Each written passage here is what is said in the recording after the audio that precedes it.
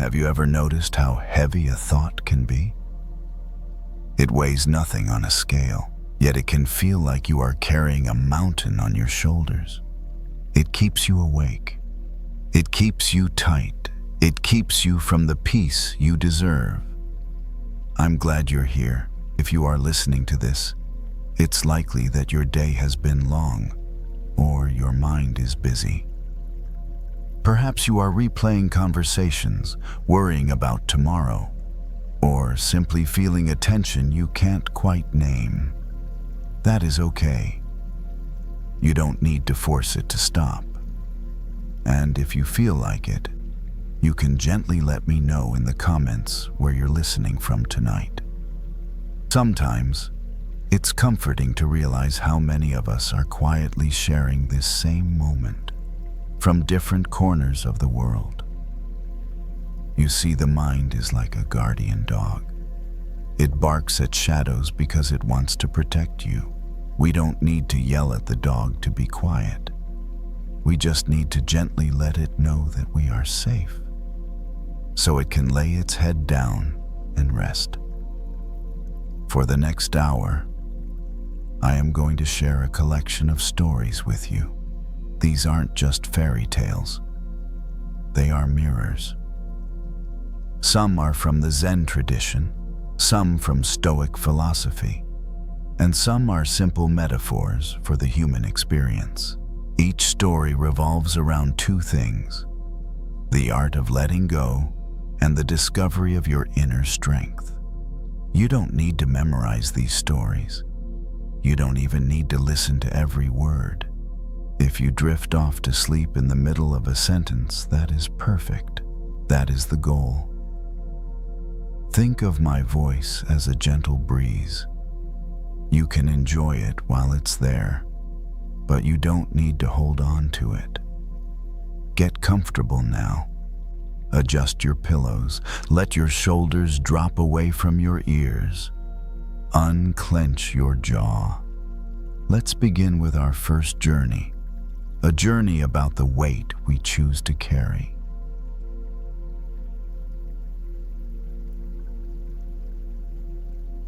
The message had been sitting there for days. Not open, not unread. Just there, marked waiting. The kind of message that doesn't go away when you swipe the screen dark.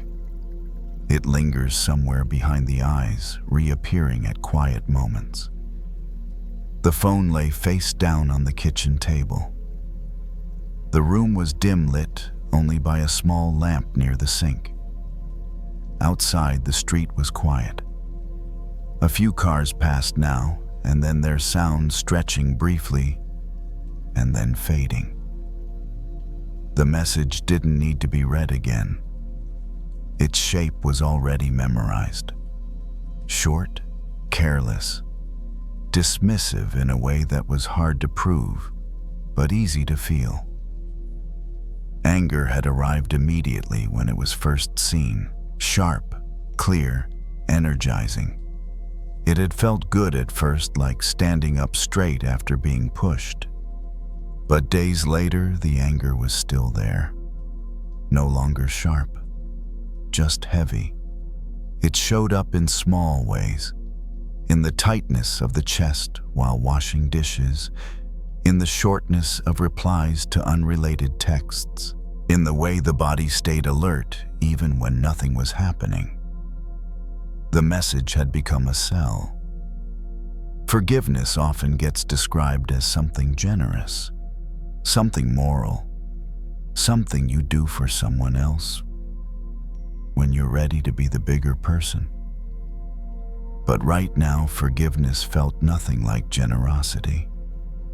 It felt like loss, like letting something go that had been keeping the hurt organized. Anger gives shape to pain. It makes it feel purposeful. Without it, the pain feels exposed. The phone was picked up, then set down again. Fingers hovered, unsure where to go. The urge wasn't to reply, it was to reread, to remind, to justify. The mind replayed the exchange again, this time with added commentary. They always do this. They never take responsibility. If I let this go, I'm saying it's fine. The sink filled with water. A plate was lowered into it. Soap bubbled. The routine was familiar enough that the body could do it without instruction. The water ran over the hands, warm and steady. A thought surfaced quietly, almost reluctantly. What if forgiveness isn't about them at all? It didn't feel comforting. It felt destabilizing. Because if forgiveness wasn't about them, then it didn't depend on apology or acknowledgement. It didn't wait for fairness. It depended on something else. On a decision made internally, without witness. The plate was rinsed and set on the rack. Another followed. The sound of water against ceramic filled the space. Simple, repetitive. The anger tightened again, as if resisting. If you forgive, you're weak. If you forgive, you forget. If you forgive, they walk free. That last one stuck. Walk free. The image shifted then. Not dramatically. Just enough. The idea of a prison not built of walls or bars, but of repetition. The same message replayed. The same argument rehearsed. The same tension carried from room to room. Someone was locked in that prison, but it wasn't the person who sent the message. The realization didn't soften anything right away. It irritated. Because it meant the anger wasn't punishing the right person. It meant the sentence was being served internally. Forgiveness in that light didn't look like mercy. It looked like release, not approval, not reconciliation, just unlocking the door. The water was turned off. Hands were dried on a towel that had been washed too many times to feel new. The fabric was thin, still functional. The phone was picked up again. The message was open this time. Read once, then again. The words hadn't changed, but the body's reaction had. The familiar spike didn't come. Just a dull pressure. Manageable, temporary. It became clear that holding on to the anger hadn't been protecting dignity. It had been keeping the wound active. Forgiveness didn't mean sending a kind reply. It didn't even mean replying at all. It meant deciding that the message wouldn't get unlimited access to the nervous system anymore. The phone was locked, set back down. Nothing had been resolved. The relationship hadn't been repaired. No apology had arrived. But something subtle had shifted. The anger no longer felt like a weapon. It felt like a weight that could be set down, if not permanently, then at least for now. The kitchen light hummed softly. Outside, a car passed. Somewhere else, someone was laughing, unaware of this quiet standoff. Forgiveness hadn't happened yet. Not fully. But the door had been noticed. And sometimes that's the first thing that changes. The night moved on without asking for a decision. The kitchen was cleaned. The light above the sink was turned off. Only the small lamp in the corner remained, casting a soft circle on the wall. The phone stayed where it was silent, face down, no longer glowing with urgency. Not replying didn't feel powerful. It felt unfinished. That was the uncomfortable part.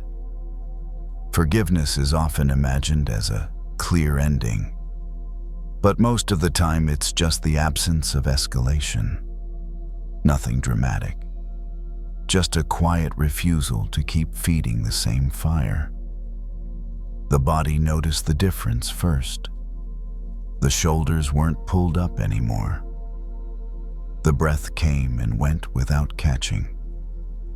The tight band around the chest loosened enough to be noticeable.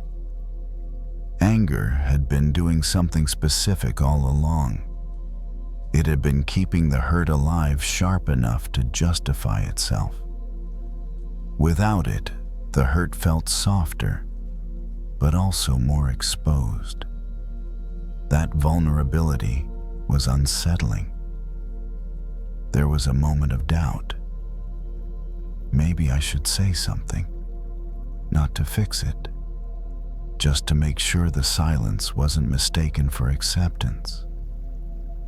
The mind tried to frame the response again. Short, polite, firm. A message that would protect dignity without opening the door too wide. But each version carried the same tension, the same heat in the fingers, the same tightening in the jaw. It became clear that replying right now wasn't about communication.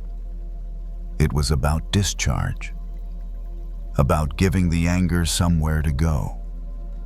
Forgiveness in this moment looked less like kindness and more like containment. The phone was moved to another room, not hidden, just out of reach. The body didn't need the constant reminder. Sitting down, the quiet felt different than before. Not empty, not peaceful exactly, just open. The image of the prison returned, this time more clearly. A small room built from repetition, from replayed sentences and imagined confrontations, from waiting for an apology that might never come. The door wasn't locked from the outside. That realization didn't erase the past. It didn't make the message harmless, but it shifted responsibility. Staying inside was no longer automatic. Forgiveness wasn't about letting someone else off the hook. It was about deciding how much of the present would be given to something that already happened. The body leaned back. The chair creaked slightly. The sound grounded the moment. There was a memory of a time long ago when anger had been released quickly. Words spoken, voices raised. It had felt satisfying for a few minutes. Then the familiar crash, the exhaustion, the sense that nothing had actually improved. This was different. This was quieter, less certain, and strangely lighter. The message still existed. The relationship was still complicated. None of that had changed.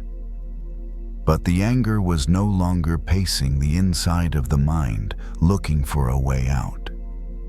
Forgiveness didn't arrive as warmth.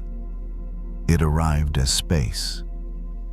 Enough space to sleep without replaying the same scene. Enough space to eat without the taste of resentment lingering. Enough space to let tomorrow be tomorrow. The lamp was turned off. The room went dark. The house settled again, making the small sounds it makes when no one is asking anything from it. Lying down, the thought came one last time. What if they never understand? The answer didn't feel dramatic. It felt honest. Then they won't. Understanding wasn't required for release. Forgiveness didn't promise reconciliation. It didn't guarantee change. It didn't erase boundaries.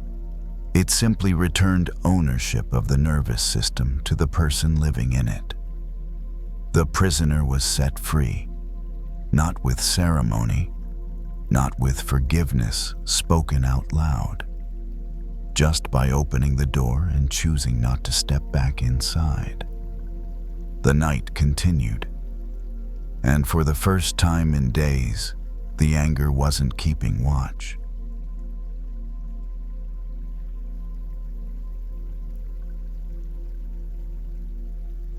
Strength is often imagined as resistance, as standing firm, as pushing back.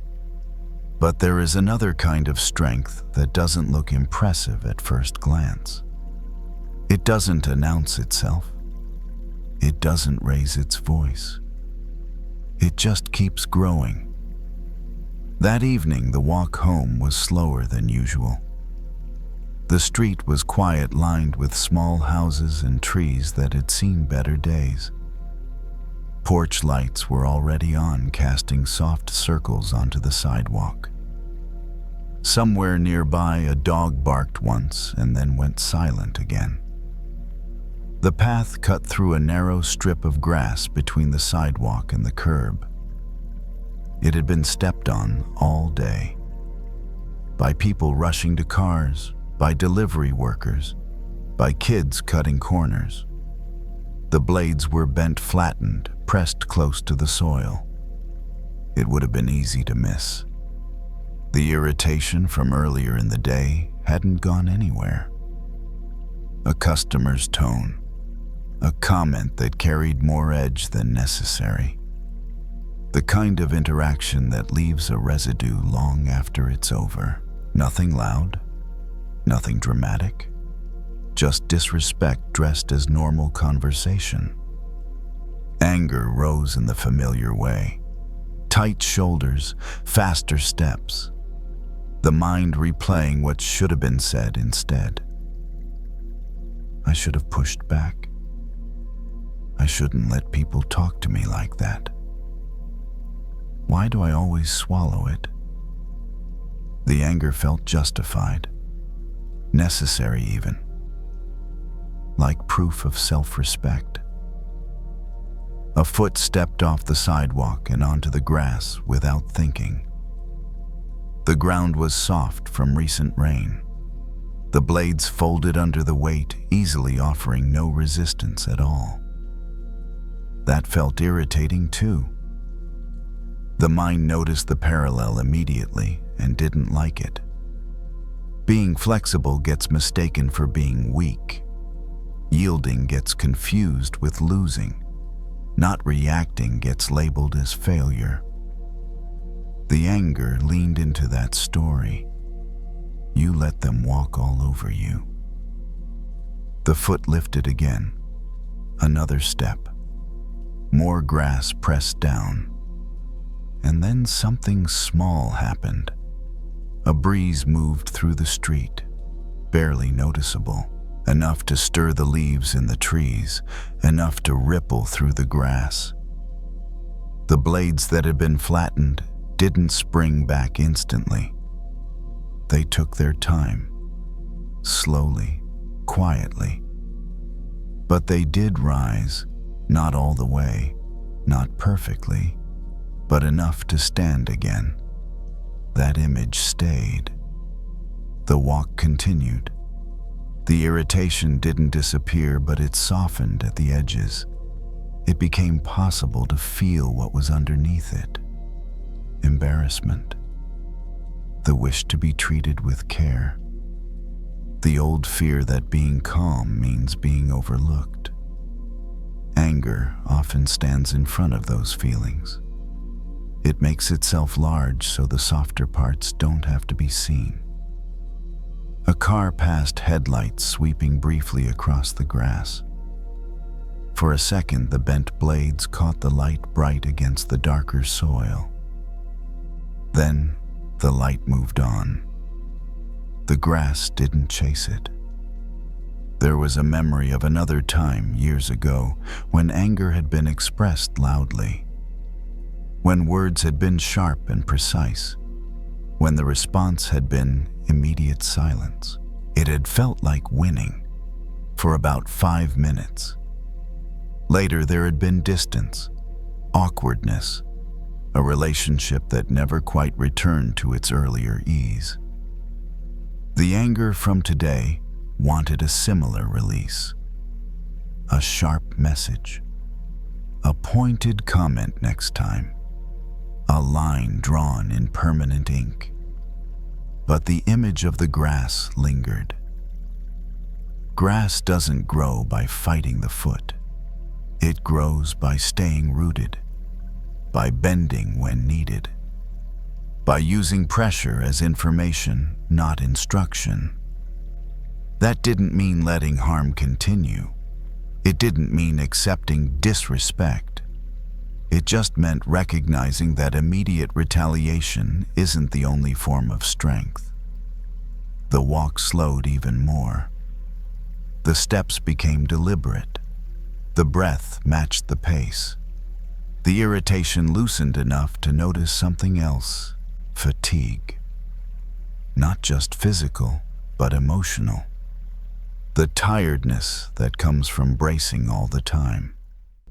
Anger requires effort. It keeps the system alert, ready to defend. Yielding when chosen consciously can be restful.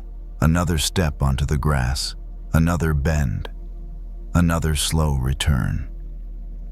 The thought came quietly. What if I don't have to harden to survive this?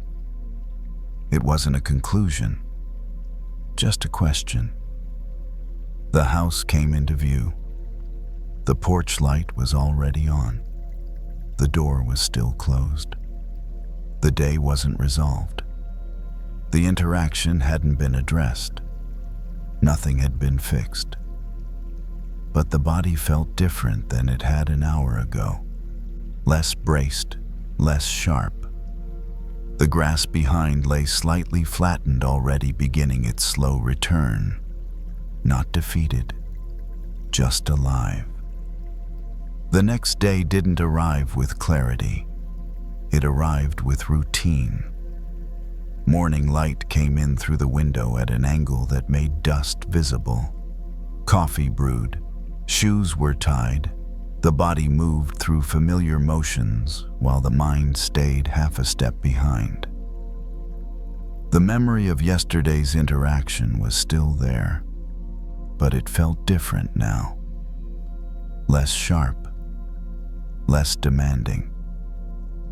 Like something that could be looked at without flinching. Later, it happened again. Not the same person, not the same words, just a similar tone, slightly dismissive, slightly rushed. The kind of tone that suggests your presence is an inconvenience. The familiar surge rose up. This time it was noticed earlier, before the shoulders tightened, before the jaw set. The body remembered the grass. There was a moment, small, almost invisible, where a choice appeared. Not between fighting and surrendering, but between reacting and responding. The words came out calmly. Not soft, not apologetic, just clear, short, measured. Nothing dramatic happened. The other person paused, adjusted, moved on. No apology, no acknowledgement. Just a subtle shift in the air, like pressure changing slightly. That surprised the anger. It had expected a battle or a collapse. Instead, there was neither. Later, walking again, the path passed the same strip of grass. More footprints now, more bending, more quiet recovery. It became clearer then that being like grass didn't mean allowing harm. It meant staying rooted while adapting. It meant choosing flexibility without losing direction. Anger often insists that strength must be loud to be real. But loud strength burns quickly. It needs constant fuel. The strength of the grass doesn't exhaust itself proving anything. There was relief in that realization, a subtle one, the kind that doesn't announce itself but stays. The irritation from the day didn't need to be carried home. It didn't need to be rehearsed or sharpened. It could be set down. That night, the body felt less braced. Sleep came without replay. The grass outside continued its quiet work, not because it was weak, but because it knew how to live.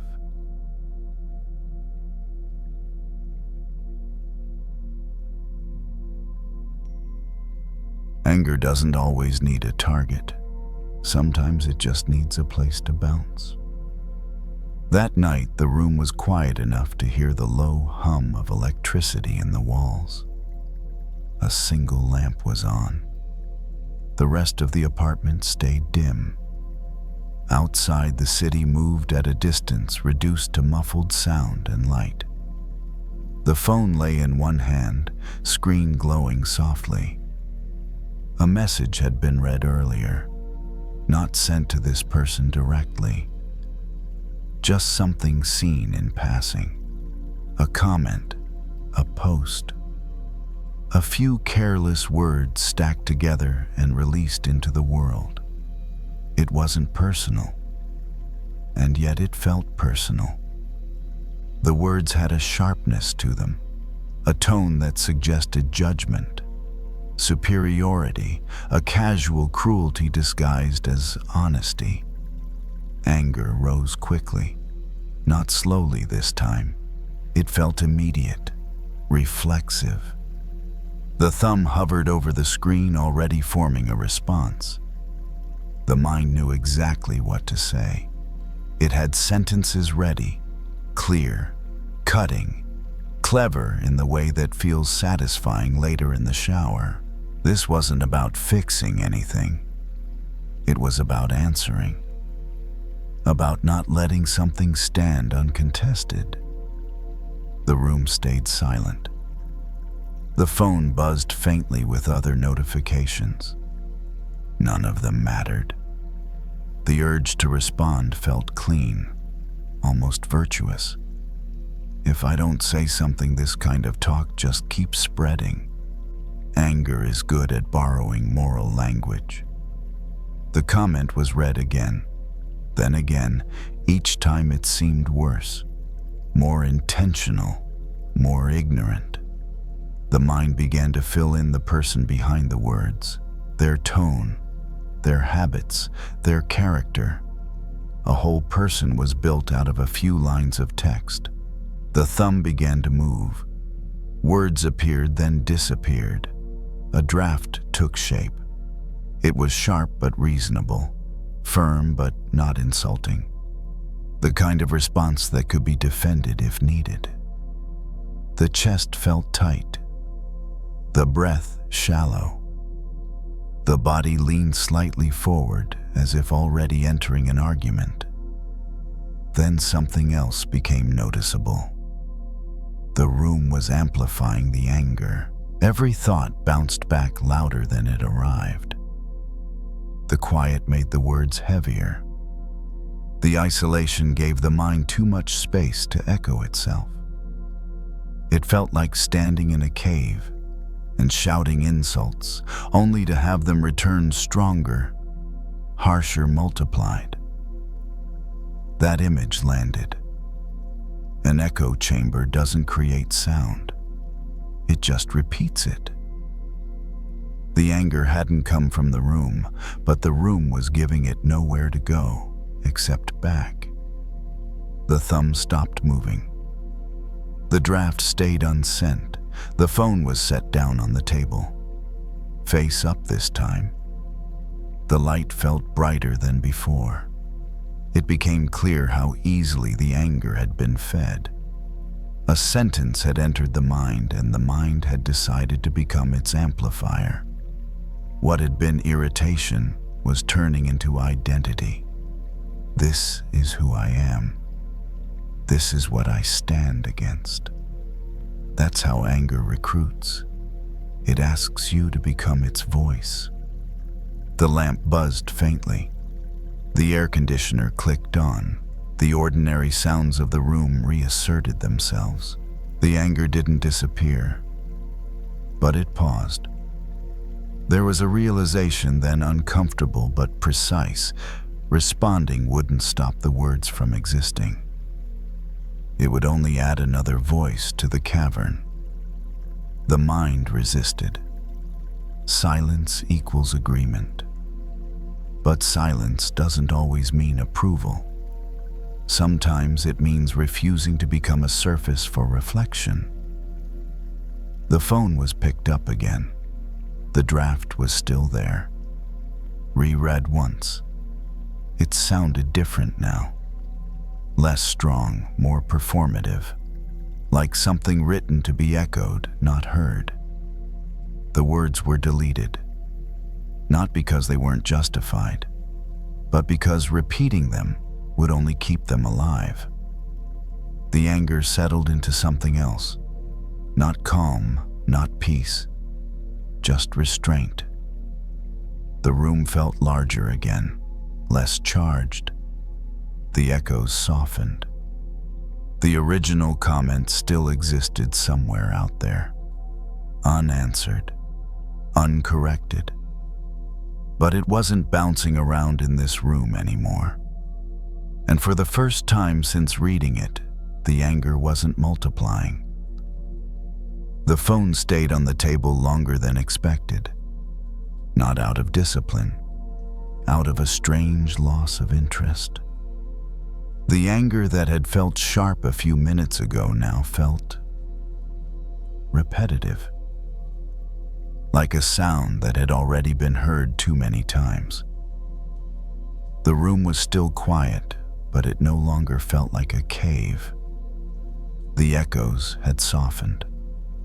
Ordinary sounds returned to the foreground, the hum of the refrigerator, the faint traffic outside a neighbor's footsteps overhead. The mind tried again. It brought the comment back, framed a different response this time. Kinder, maybe, or more explanatory. Something that would add context, something reasonable. But the body reacted the same way. A subtle tightening, a familiar forward lean. The sense of entering a space where nothing ever really lands. That was the pattern. Any response, no matter the tone, pulled the mind back into the same chamber, the same loop, the same amplification. It became clear that the issue wasn't whether the response was right or wrong. It was what responding did to the one doing it. Anger wants an audience. If it can't find one, it'll make one inside your own head. Standing up, the body moved toward the window. The city lights were scattered uneven. Some windows lit, others dark. So many lives continuing completely untouched by the sentence that had felt so urgent earlier. The comment had already moved on, buried under newer posts, newer opinions, newer outrage. But inside this room, it had been given a microphone. That realization wasn't comforting. It was clarifying. The power of words isn't just in what they say. It's in how long we let them echo. There was a memory of past arguments years ago where sharp words had been exchanged. Each one justified. Each one returned with interest. No one had walked away feeling understood, only louder. Those moments hadn't failed because the points were wrong. They had failed because the space couldn't hold them without distortion. Echo chambers don't discriminate. They amplify kindness and cruelty alike. Whatever you throw in comes back, altered, stronger, less true. The phone was picked up again, not to respond, just to turn it off. The screen went dark. It felt quieter immediately, not peaceful, just less stimulated, less reactive. Anger doesn't disappear when ignored, but it does lose its momentum when it's not rehearsed. The thought arose, there's a difference between speaking and sounding off. Speaking aims to be heard. Sounding off aims to release pressure. Echo chambers reward the second and punish the first. That didn't mean silence forever. It didn't mean never naming harm. It just meant choosing the right spaces, the right moments, the right tone. Not every room needs to be used. The body returned to the chair. The lamp cast the same soft light as before. Nothing dramatic had changed, but something important had not happened. The anger hadn't been fed. It hadn't been given a surface to bounce off of. It hadn't multiplied. Instead, it had been contained. There was a subtle relief in that. Not the relief of being right. The relief of not being pulled. The comment would exist tomorrow, and the day after, and then disappear into the noise like everything else.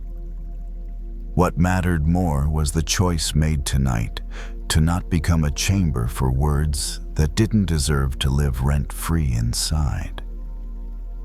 The room felt neutral now, just a room again. The echo was gone, and that was enough.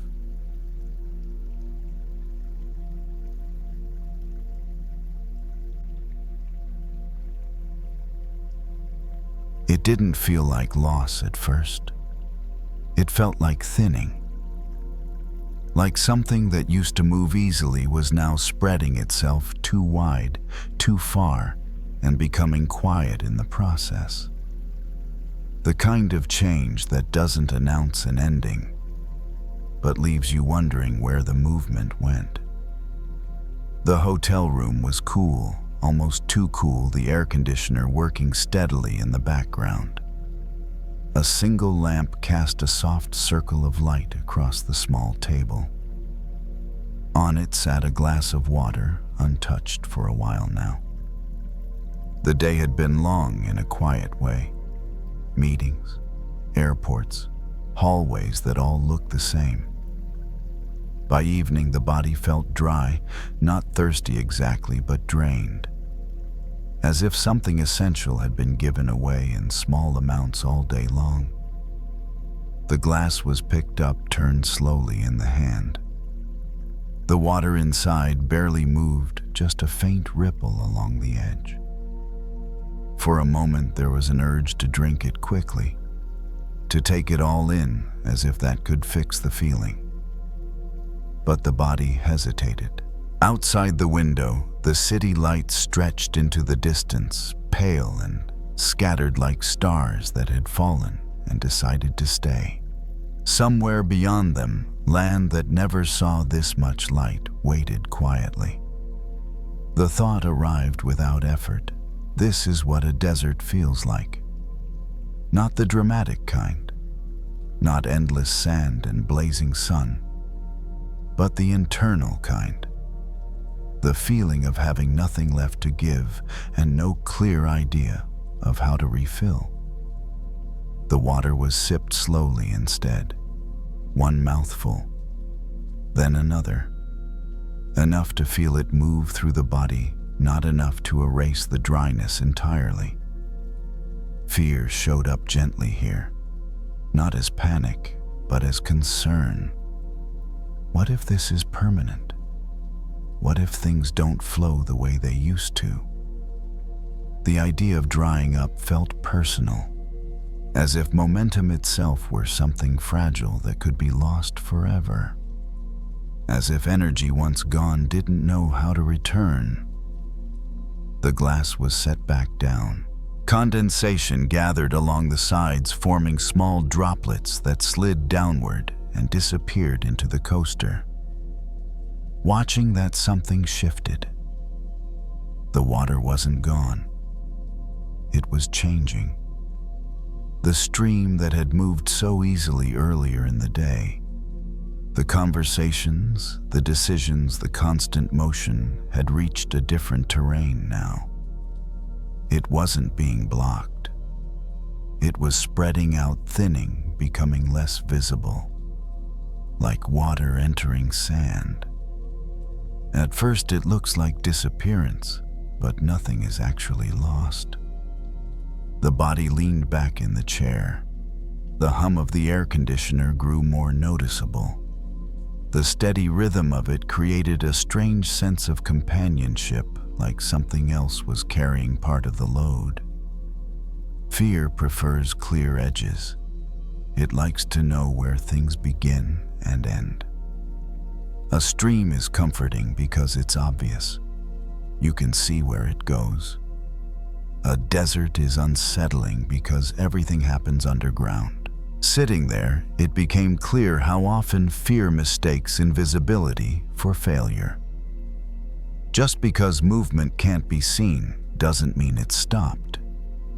Water that enters dry land doesn't vanish. It travels differently. The thought didn't try to convince. It didn't need to. The body already knew this from experience. From times when rest looked like stagnation, from moments when stepping back felt like falling behind. But something had always been happening beneath the surface. The glass was picked up again. Another small sip. The body accepted it without urgency. Outside, the city continued its quiet pulse. Cars moved, lights shifted. Somewhere far away, rain might be falling, feeding ground that wouldn't show it for a long time. The desert doesn't reject water. It receives it slowly. That idea softened something. The pressure to perform, the fear of running out, the belief that usefulness required constant visible flow. Maybe this phase wasn't about pushing forward. Maybe it was about soaking in. The body stretched, slightly, shoulders rolling back. A deeper breath arrived on its own. The dryness in the chest eased just a little. Nothing dramatic had changed. The schedule for tomorrow still existed. The work still waited. The uncertainty about what came next hadn't been resolved. But the feeling of depletion no longer felt like a warning sign. It felt like a transition. The stream hadn't failed. It had reached new ground, and new ground always looks quiet before it becomes fertile. The glass sat half full on the table. Enough for later, enough for now. The body rested back into the chair, letting the hum of the room hold the space, trusting that what couldn't be seen was still very much alive. Later that night, the desert feeling returned, but it didn't feel as sharp. It showed up in quieter ways. In the pause after turning off the lamp, in the space between one breath and the next. The room felt still, almost suspended, as if waiting for permission to move again. The body lay on the bed without immediately reaching for sleep. The air conditioner continued its steady work, pushing cool air across the room. The sound was constant, unbothered, doing what it was designed to do without needing recognition. The mind tried to label the stillness as lack, as emptiness, as a sign that something had gone missing. But the body didn't agree. There was a subtle sense of activity happening beneath the surface. Muscles releasing tension they had been holding all day. The nervous system settling after hours of staying alert. The breath finding a slower rhythm without being told. The stream hadn't stopped. It had changed state. Earlier movement had been visible.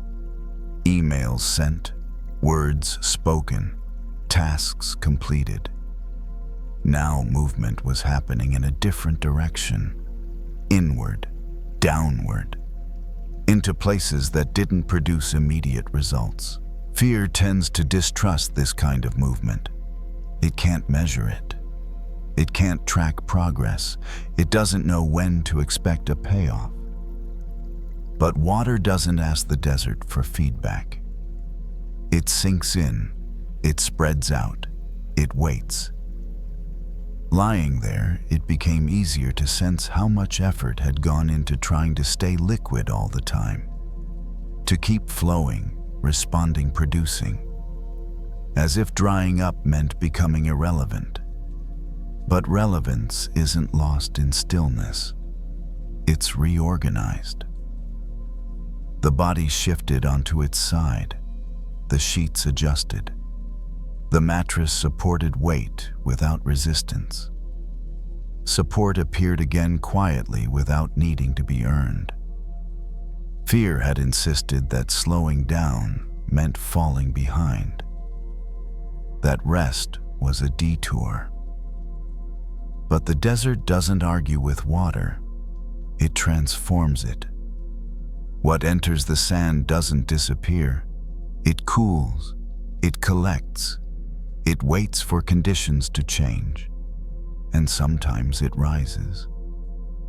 The image came softly. Water warming under the surface, lifting invisible, turning into vapor. Not rushing, not forcing itself upward, just responding to heat, to time, to nature. Becoming something else without losing itself. That felt important. The body had been trying to stay a stream in a place that no longer supported streams. No wonder it felt exhausting. No wonder the flow felt strained. Accepting evaporation wasn't failure. It was adaptation. Clouds don't look like water, but they carry it all the same. The next phase didn't require effort. It required patience.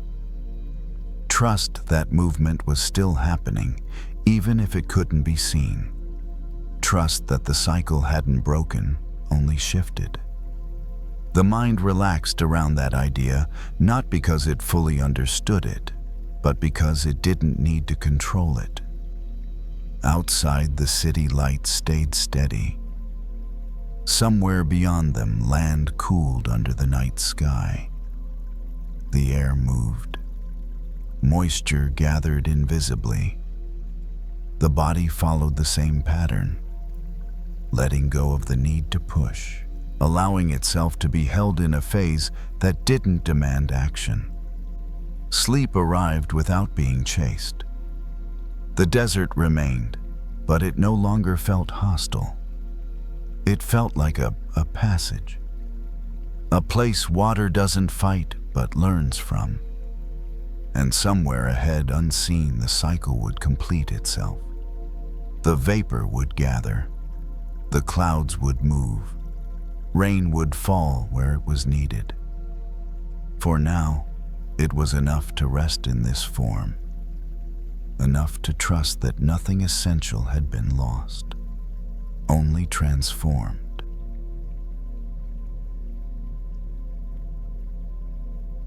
It felt tight long before it felt meaningful. Not the kind of tightness that hurts right away, but the slow, constant kind. Like wearing a jacket that's one size too small, and telling yourself you'll get used to it. At first, it's just uncomfortable.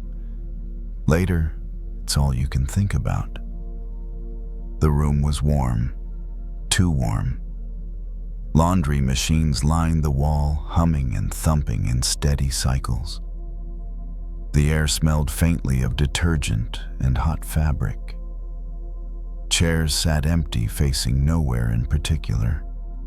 Clothes moved in circles behind glass doors, over and over again. The rhythm was predictable, almost soothing if you didn't look at it for too long. Sitting there, a basket of folded clothes rested at the feet. Everything was clean, everything was in order, and still there was a sense of being trapped inside something invisible. The day had been full. Not dramatic, just full. Messages answered, tasks completed, responsibilities met without complaint. The kind of day that looks fine from the outside. Inside, it felt like shrinking. There was a thought that came up often lately. I don't have room to breathe. It wasn't about physical space. The laundromat wasn't crowded. The chair wasn't uncomfortable. It was about the sense that every part of life had already been assigned a purpose. Every hour accounted for, every expectation wrapped tightly around the next, like being sealed into a shape that no longer fit. The dryer beeped softly. The sound cut through the hum, then disappeared again. The cycle continued. Fear showed up in a subtle way here. Not as panic, but as impatience, as frustration with being stuck, as the worry that this tightness was permanent. What if this is it? What if there's no expansion coming? The idea pressed inward, making the chest feel smaller. Hands reached down and picked up a sweater. It was warm from the dryer, heavier than expected. Folding it required attention. Sleeves aligned, fabric smoothed. The simple motion grounded the body in something tangible.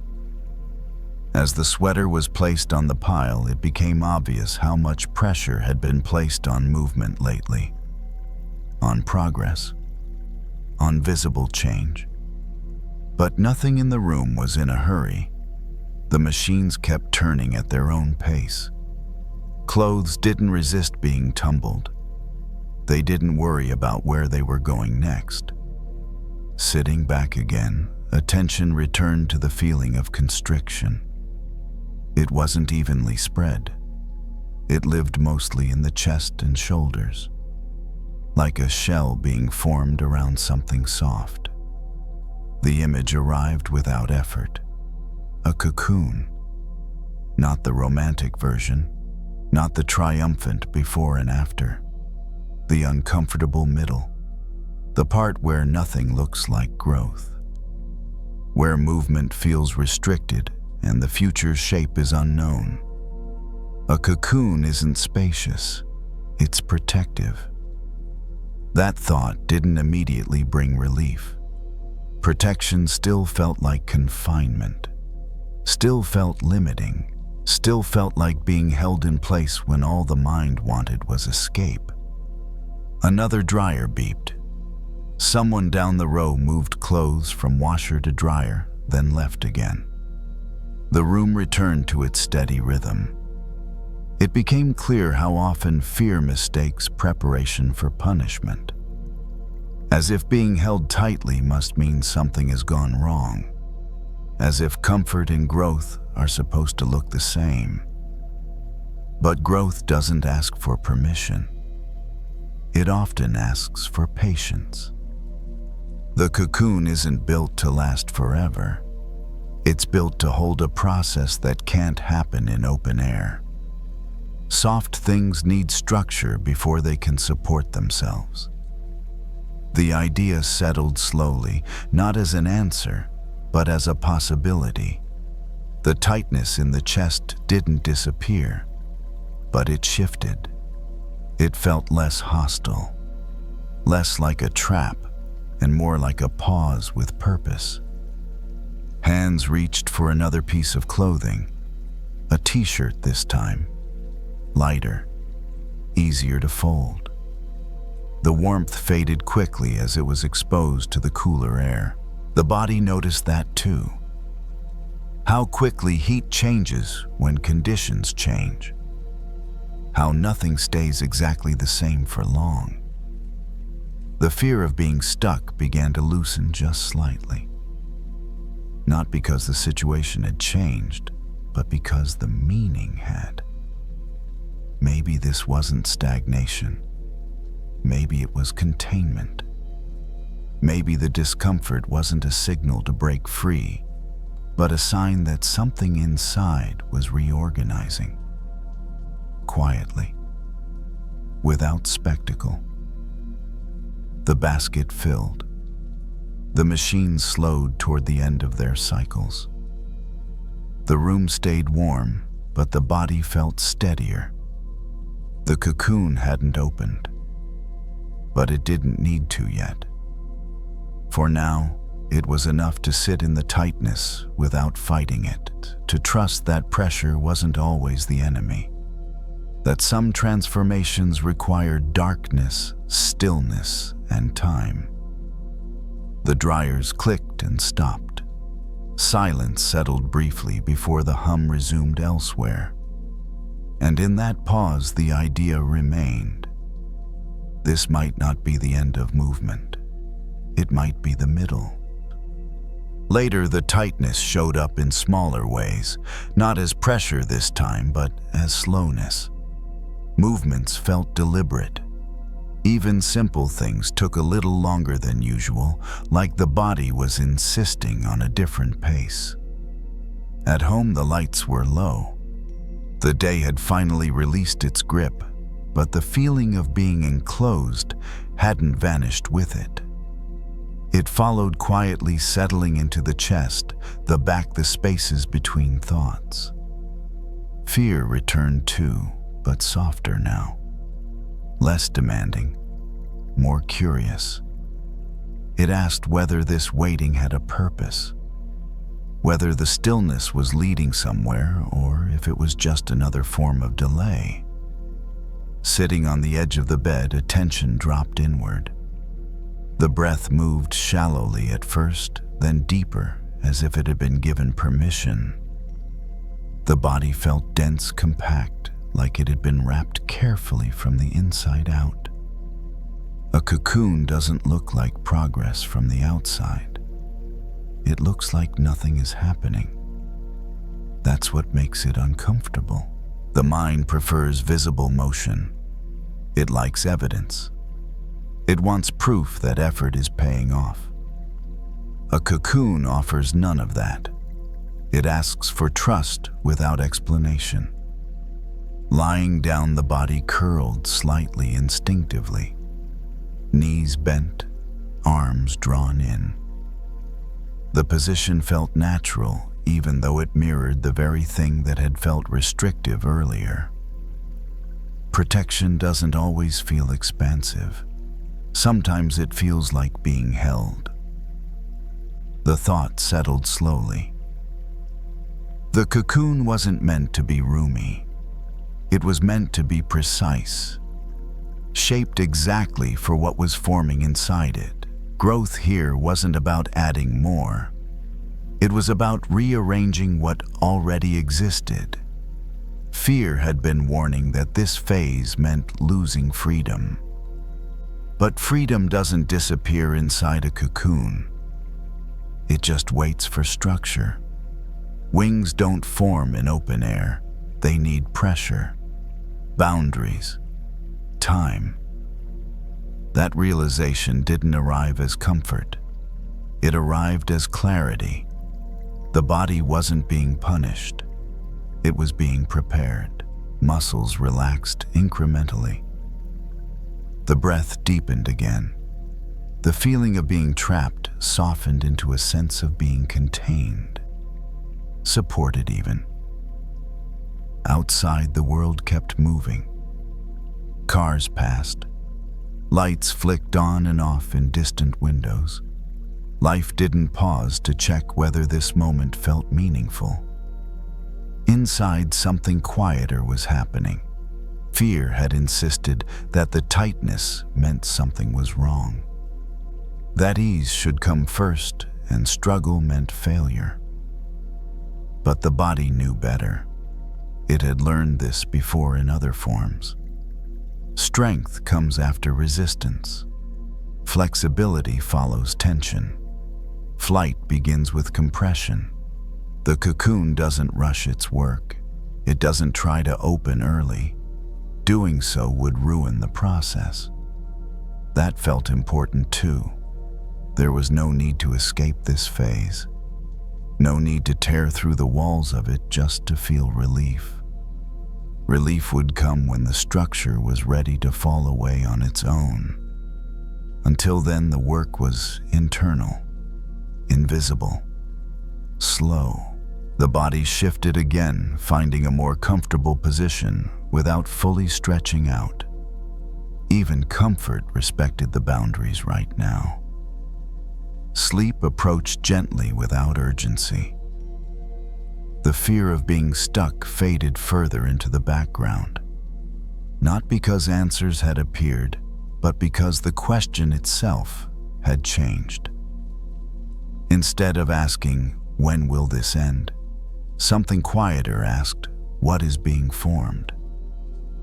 The cocoon didn't answer. It didn't need to.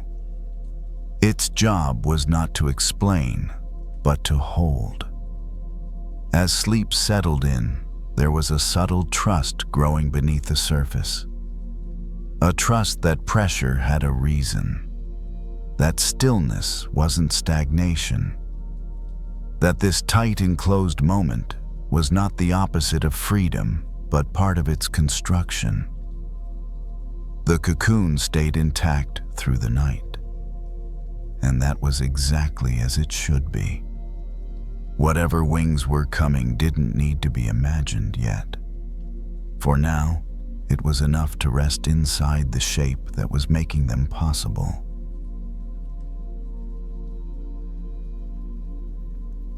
It didn't feel like a loss at first. It felt like a wrong turn. The kind that happens quietly without alarms or clear mistakes. One moment everything seems to be moving in the right direction. The next, something expected simply isn't there anymore. The drive had started normally. Late afternoon light traffic moving slowly but steadily, the familiar stretch of road that usually led straight through. The GPS was on, not because it was needed, but because it felt reassuring to see the line drawn clearly ahead. Then the notification appeared. Route unavailable.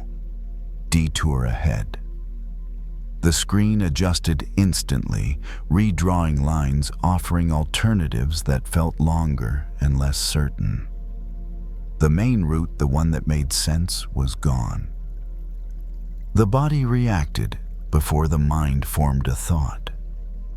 A tightening in the chest, a slight clench in the hands on the steering wheel. Not anger, not panic, just resistance. This wasn't part of the plan. Traffic slowed further. Brake lights stretched ahead like a warning. The road sign confirmed it. The bridge up ahead was closed. Construction, indefinite timeline. The bridge had always been there. Reliable, unquestioned. Seeing it closed felt strangely personal, as if something dependable had been taken away without explanation. The idea of having to go around brought up irritation, then something softer beneath it, uncertainty.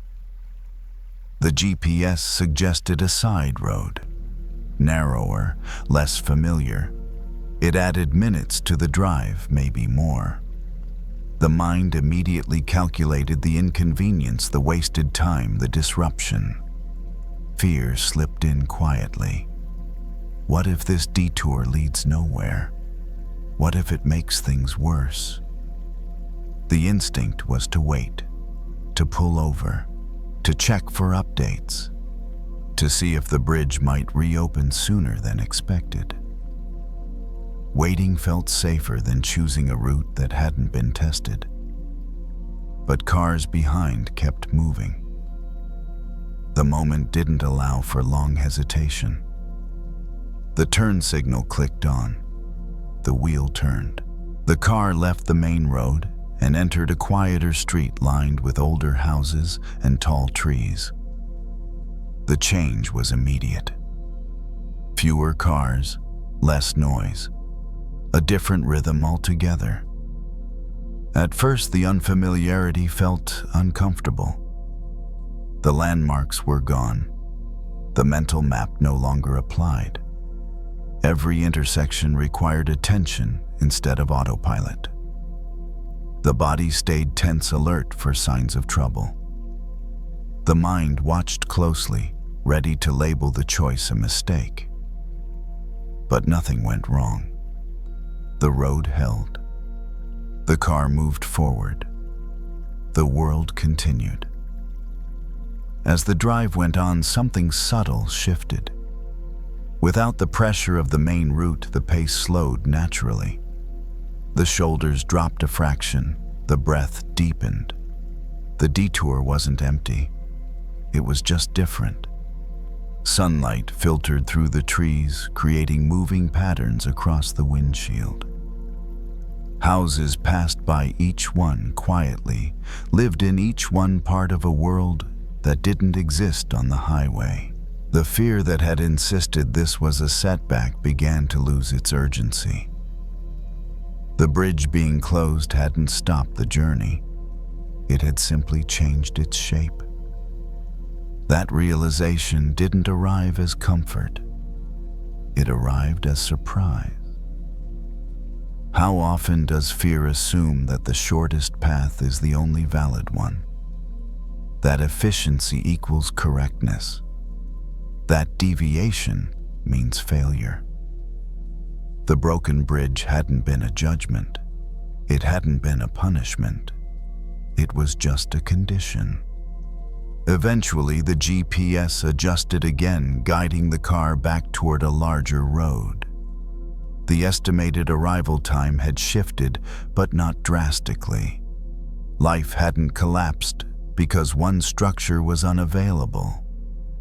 The detour merged back into movement. There was still a sense of loss. The original route had been easier, familiar, predictable. But something else had been gained too, even if it couldn't be named yet. The body noticed less urgency now, less need to force arrival. The bridge remained closed somewhere behind, unused, out of reach. And maybe that was okay. For now the road ahead existed. It might be longer. It might be less direct. But it was still a road. Later, the broken bridge showed up again, even without the car. It appeared in smaller moments, in plans that didn't line up the way they were supposed to, in expectations that quietly fell apart without anyone to blame, in that familiar pause when something dependable suddenly wasn't available anymore. Fear recognized the pattern immediately. This wasn't the route. It brought back the same tension as before, the same urge to stop to wait to see if things might return to how they were. Because going back felt easier than continuing forward without a clear map. But there was another memory now too. The side road, the trees, the quiet stretch that hadn't existed in the original plan. That memory softened the reaction.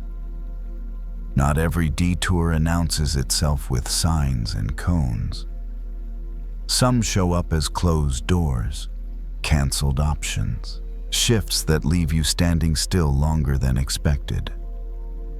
The mind labels them all the same way: interruption. But interruption doesn't always mean obstruction. Sometimes it means redirection. Sitting quietly later that evening, the body noticed how much effort goes into maintaining a single idea of progress. How tightly plans are held, not because they're perfect, but because they're familiar. The bridge felt safe because it had been crossed so many times before. Its absence had triggered fear, not because the destination was gone, but because the method was. That felt important. Fear often disguises itself as loyalty to the plan. It insists that changing course means abandoning intention, that staying true requires staying the same. But the detour hadn't erased the destination. It had only asked for flexibility. The body remembered how attention had sharpened on the side road, how presence had increased once autopilot ended, how movement had become more conscious, more alive. Maybe the bridge breaking wasn't a failure of structure. Maybe it was an invitation to wake up. The idea didn't demand agreement. It simply existed as another way of seeing what had happened. Plans are built on assumptions. Roads stay open. Bridges remain intact. Conditions don't shift unexpectedly. When those assumptions break, fear rushes in to fill the gap, warning of loss and delay. But delay isn't always a setback. Sometimes it's a buffer. A pause that prevents something worse. A slower pace that allows adjustment.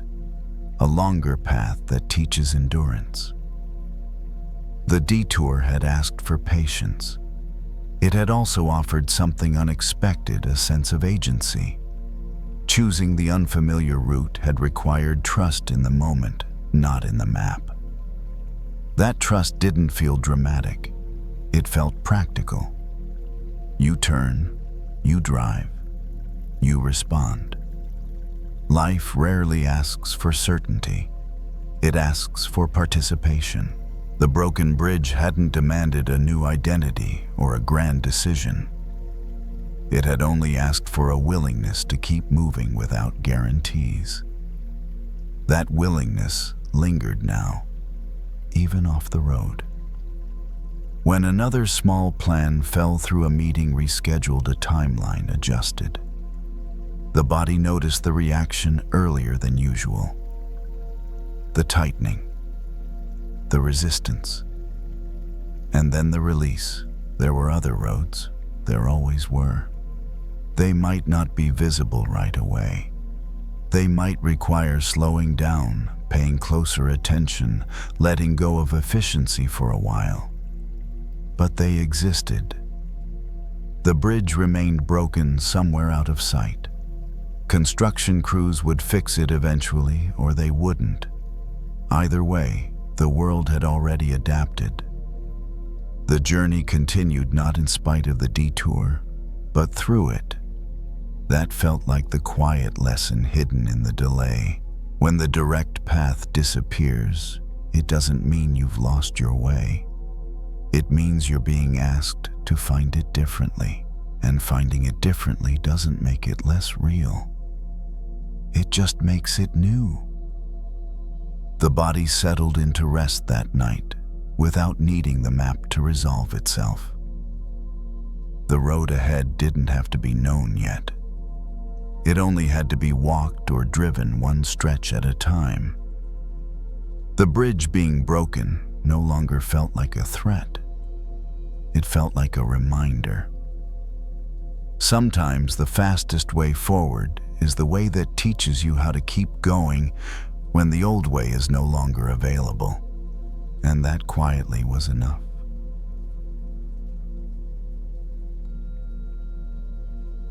There's a certain kind of darkness that feels heavier than the rest. Not because it's louder or more frightening, but because it comes after you've already been tired for a long time. The kind that shows up when you've been holding on, telling yourself you just need to get through a little more. The break room was quiet. Not silent, just muted. A vending machine hummed steadily against the far wall, its lights too bright for the hour. A clock ticked above the sink, each second landing clearly in the still air. It was late. Or early. The difference had stopped mattering. A paper cup sat on the table, filled with tea that had already gone lukewarm. Steam had disappeared a while ago, but the cup was still warm enough to hold between both hands. That small warmth felt important. The shift wasn't over yet, but it was close. That was the hard part. When the end is far away, endurance feels possible. You settle in. You pace yourself. But when the finish line is almost visible, the body seems to notice how much it has already spent. The fatigue moved differently now. Heavier in the limbs, thicker behind the eyes. Thoughts slowed not into calm, but into something dull and resistant. Fear crept in quietly, disguised as doubt. What if this never gets easier? What if this is just how it feels now? The idea didn't shout. It didn't need to. It landed softly and spread. Outside the small window, the sky was still dark. Not the deep black of midnight, but a softer shade that hinted at change without offering proof. Streetlights reflected off damp pavement. Everything looked paused, as if waiting for permission to move again. The body leaned back in the chair. The plastic creaked in response. The sound felt too loud in the quiet room. There was an urge to check the time again, even though it had just been checked. To measure how much was left. To calculate whether the energy would hold. But the numbers didn't help. The darkness felt personal in moments like this. As if it were saying something about endurance, about limits, about whether the effort had been worth it. The vending machine clicked softly, then went back to humming. The clock kept ticking. The room didn't care about the story forming in the mind. That was noticeable. Nothing in the space suggested danger, no alarms, no emergencies, just tiredness doing what tiredness does when it's been stretched thin. The cup was lifted again, a small sip. The taste was faint now, but still there. The warmth traveled down slowly. There was a memory of other moments like this. Different nights, different rooms. The same feeling of being right at the edge of something breaking or changing. It was always hardest right before relief arrived. But in the moment, that pattern was easy to forget. Fear thrives in that forgetting. It convinces you that the current state is permanent, that the darkness has no direction. But darkness isn't static. It moves even when it looks still. The sky outside the window shifted almost imperceptibly. A fraction lighter near the horizon. So subtle it could be missed if you weren't looking for it. The body noticed before the mind did. A slight easing in the chest, a breath that went deeper without effort. The shift didn't fix the fatigue. It didn't erase the heaviness. But it changed the quality of it. The tiredness felt less hopeless, more transitional. This wasn't collapse. It was completion approaching. The thought didn't bring excitement. It brought steadiness. The hardest part of the night wasn't proof of failure. It was proof of proximity. The body was tired because it had carried something all the way here. The clock ticked again. The vending machine hummed. The tea cooled further. Outside, the sky continued its slow, patient change. Nothing dramatic happened. Nothing needed to. The darkness was still there. but it no longer felt endless. It felt like the moment just before something shifts. And for now, that was enough to keep sitting, enough to keep breathing, enough to stay. The darkness didn't lift all at once. It loosened. At first, it was barely noticeable, a soft thinning near the edges like a shadow pulling back without announcing itself. The sky outside the window shifted from black to something gentler, a deep blue that suggested change without confirming it. Inside the break room, nothing else moved. The vending machine hummed the same low note. The clock kept its steady pace. The cup sat empty now, warmth long gone, but still held between both hands as if it could remember what heat felt like. Fatigue settled deeper into the body, but it changed texture. Earlier, it had felt sharp, almost brittle. Now it felt heavier, slower, as if it were ready to be set down instead of fought against. Fear tried once more to make meaning of the moment. It asked whether this heaviness was a sign of reaching a limit, whether something important had been used up for good. But the body didn't answer. The body had learned something over many nights like this. That exhaustion at this hour doesn't signal danger. It signals closeness. The end of effort, not the failure of it. The sky outside grew lighter by degrees. No sudden reveal, just patience. A quiet insistence that morning didn't need permission to arrive. That felt important. So much fear comes from the belief that relief must be earned through vigilance. That if you stop watching closely, something bad will happen. But morning doesn't require attention. It comes whether it's expected or not. The room felt different now, though nothing in it had changed. The walls seemed less confining, the hum of the machine less intrusive. The ticking clock no longer sounded like a countdown. The body noticed a small shift in posture. The spine straightened slightly. The shoulders rolled back not because they were told to, but because they were ready. Outside, the horizon softened. The sharp contrast between dark and light blurred into a gradient. The streetlights still burned, but their authority had faded. Fear had nothing new to say. It had warned that the night would last forever. It had insisted that this tiredness meant something was wrong. But the sky offered quiet evidence to the contrary. Darkness hadn't been a mistake. It had been a phase. The thought settled without ceremony. No triumph. No lesson to remember. Just a sense of things moving as they always had, even when it felt otherwise. The cup was set down. Hands rested on the table.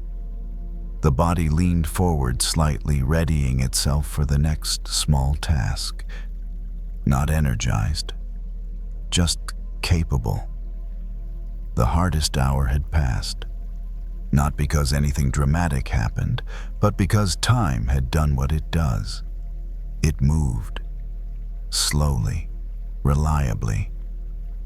The sky outside was unmistakably lighter now, not bright, not warm, but clearly changing. Morning was on its way. The realization didn't bring joy. It brought relief. The quiet kind that doesn't ask to be shared. The kind that allows the body to stop bracing. Fear slipped away, not defeated, just unnecessary. There would be more nights like this, more stretches of darkness that felt endless while they lasted. But there would also be more mornings arriving, without being summoned. The body breathed in, breathed out. The shift ended soon after. The room filled with movement again, footsteps, voices, the ordinary noise of a day beginning. But for a moment longer there was stillness. The memory of this hour stayed not as a warning, but as reassurance. When things feel darkest, it doesn't mean you've missed the light. It often means you're closer to it than you think. And you don't have to force the sky to change. You only have to stay. That was enough.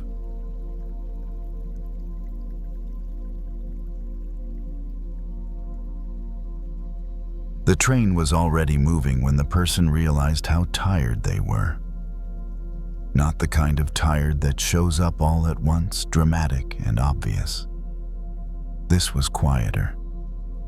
A slow heaviness behind the eyes.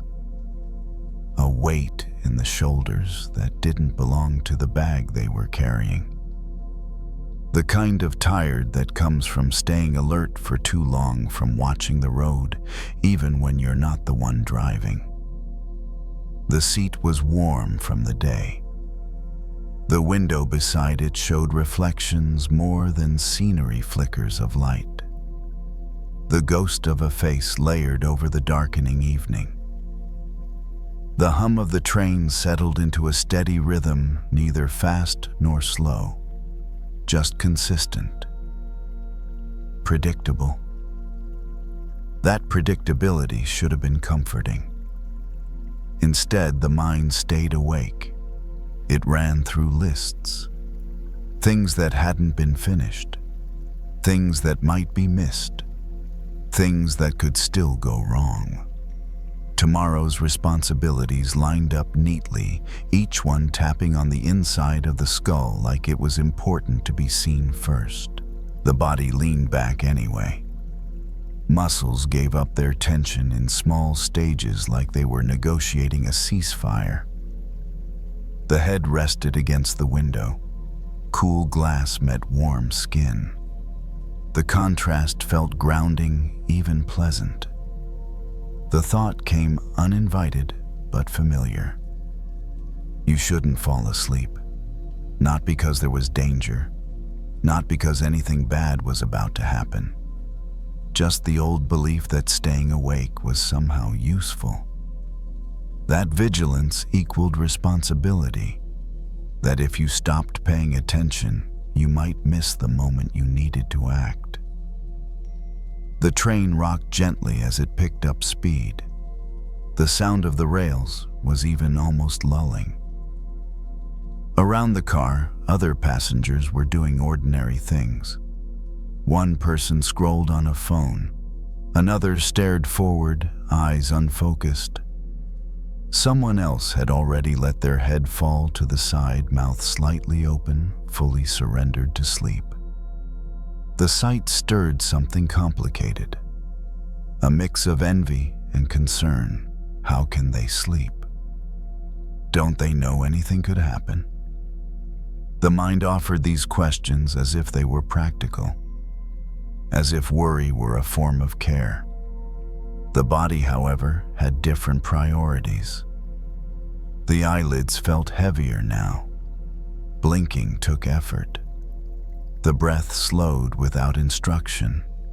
A yawn stretched the jaw wide, pulling tension loose from places that hadn't realized they were tight. The train kept going. That was the strange part. Nothing changed when the person yawned. The lights didn't flicker. The tracks didn't bend. The train didn't ask for permission or approval. It moved forward with or without anyone's attention.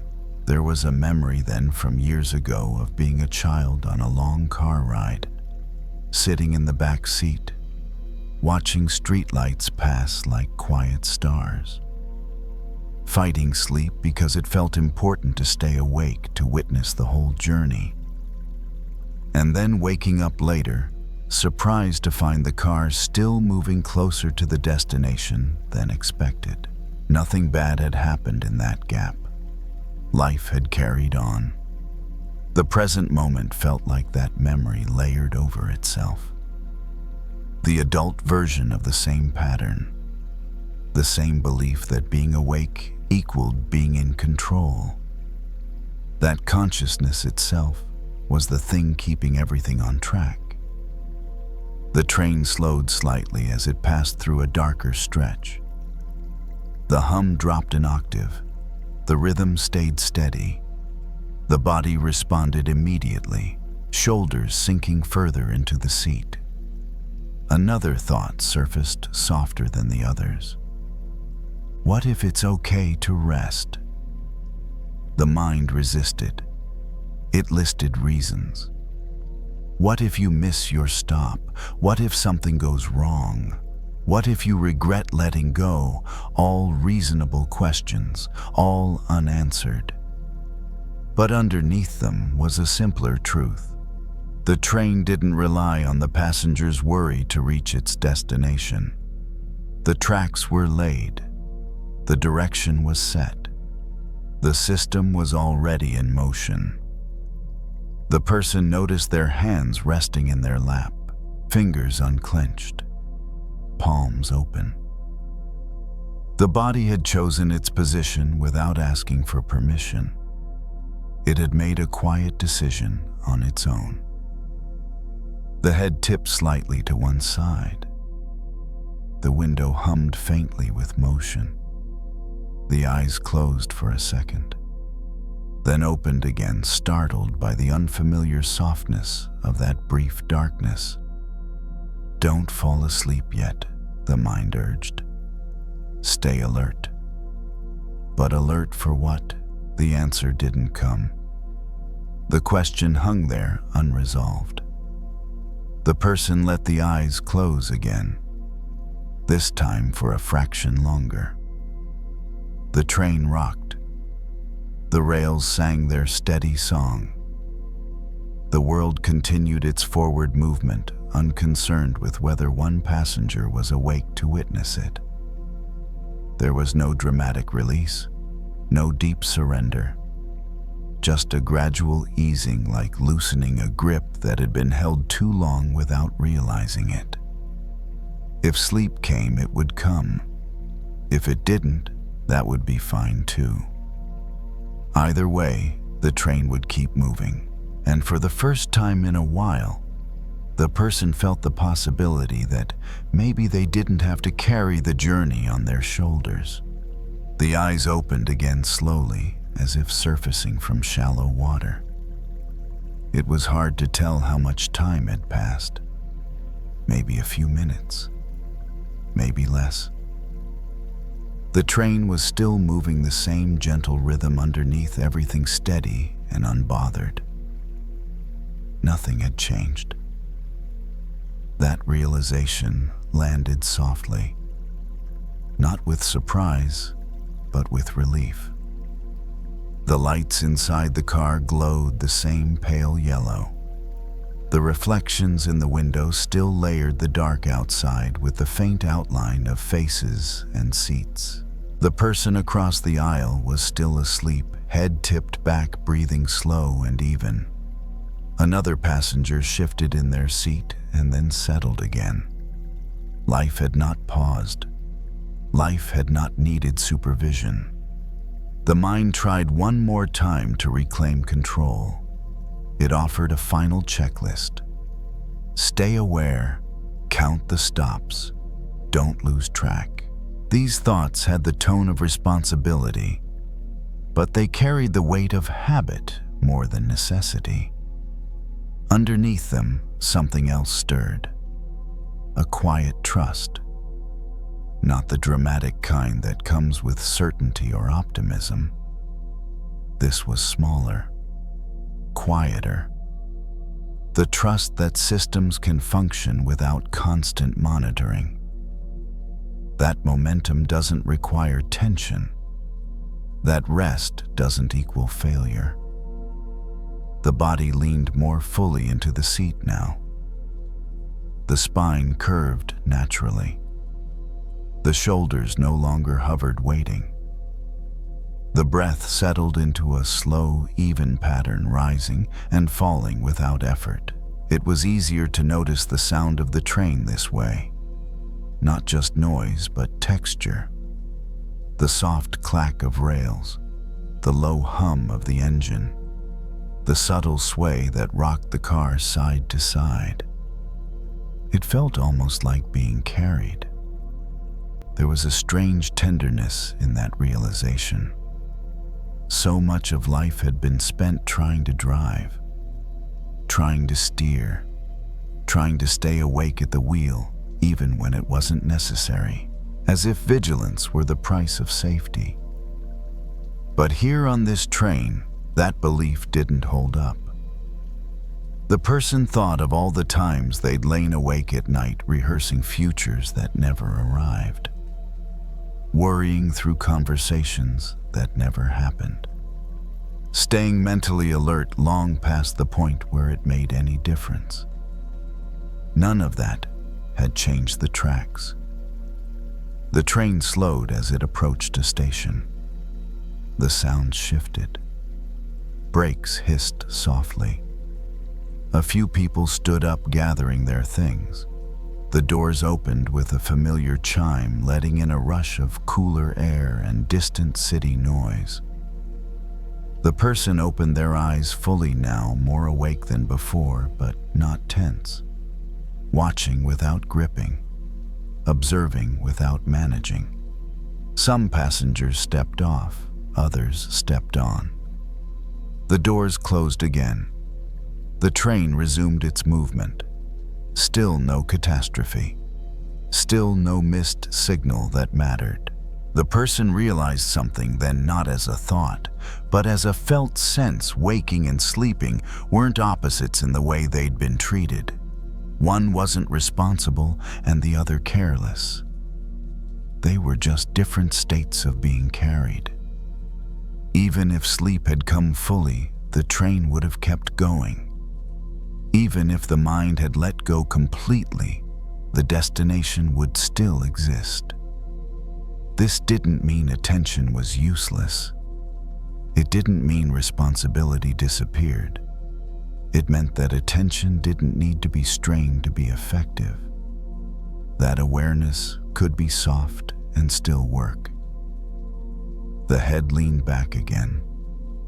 The window vibrated gently against the skull.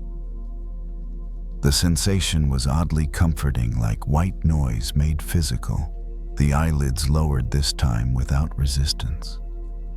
There was no dramatic decision, no internal speech about allowing or choosing.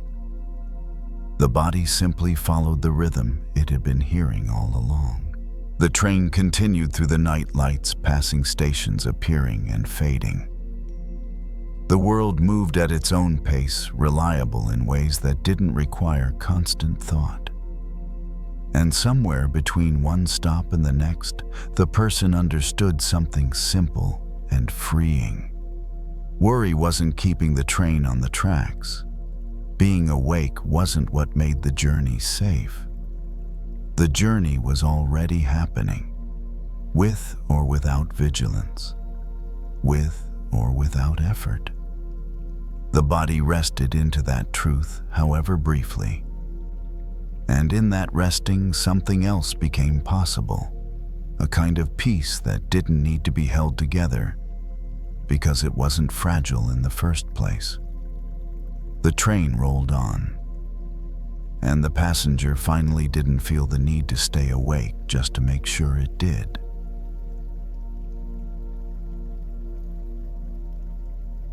The light came in at an angle.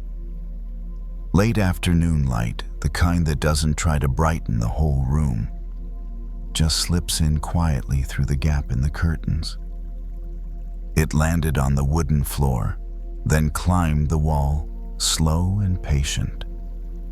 In that narrow beam, tiny specks floated, dust barely visible until the light found them.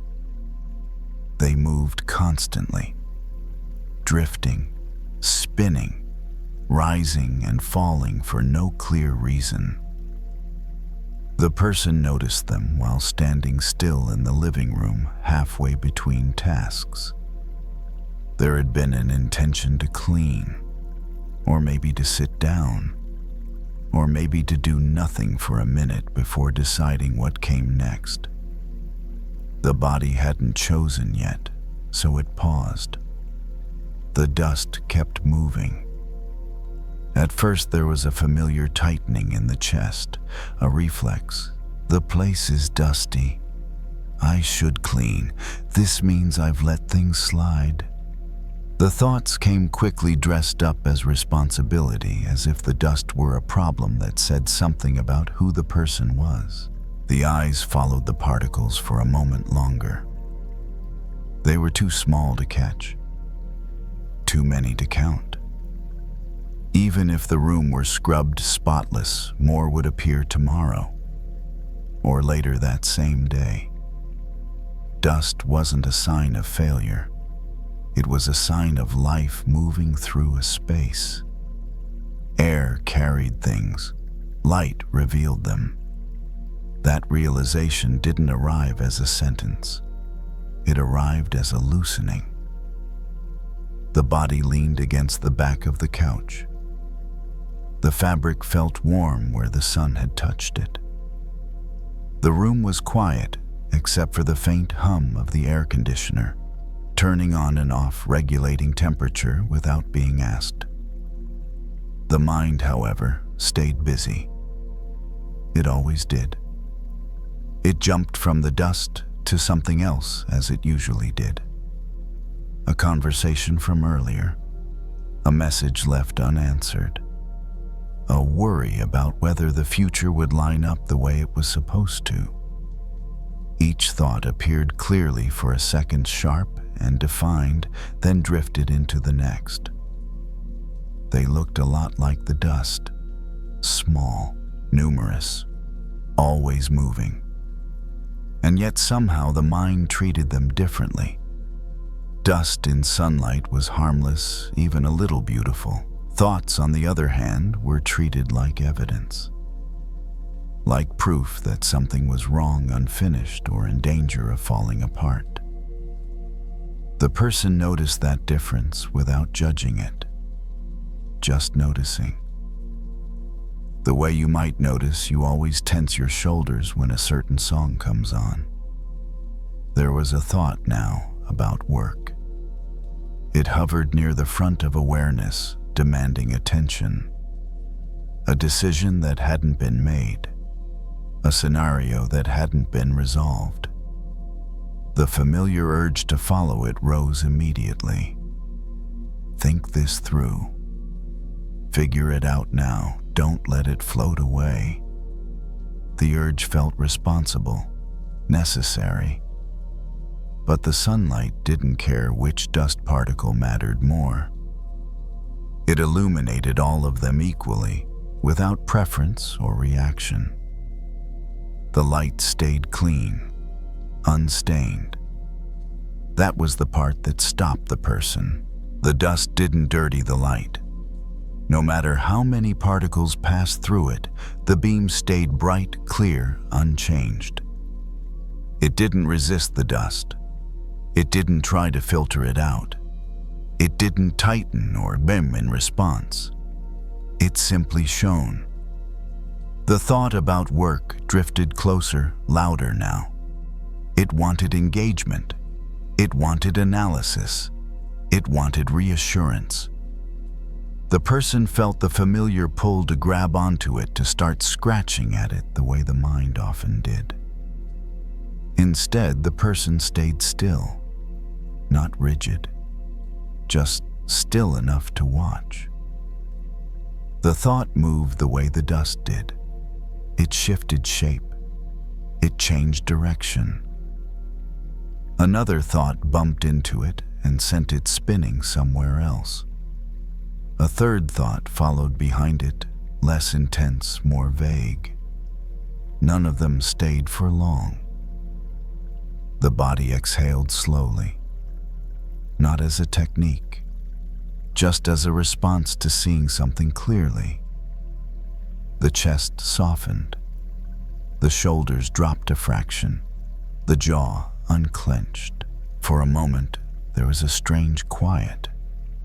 Not the absence of thought, but the absence of urgency around thought.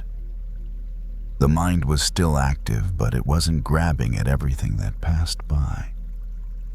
It was just noticing. The person realized then how often they'd been trying to keep the mind clean, clear, empty, as if peace depended on eliminating every stray thought, every worry, every mental particle that floated through awareness. No wonder it felt exhausting.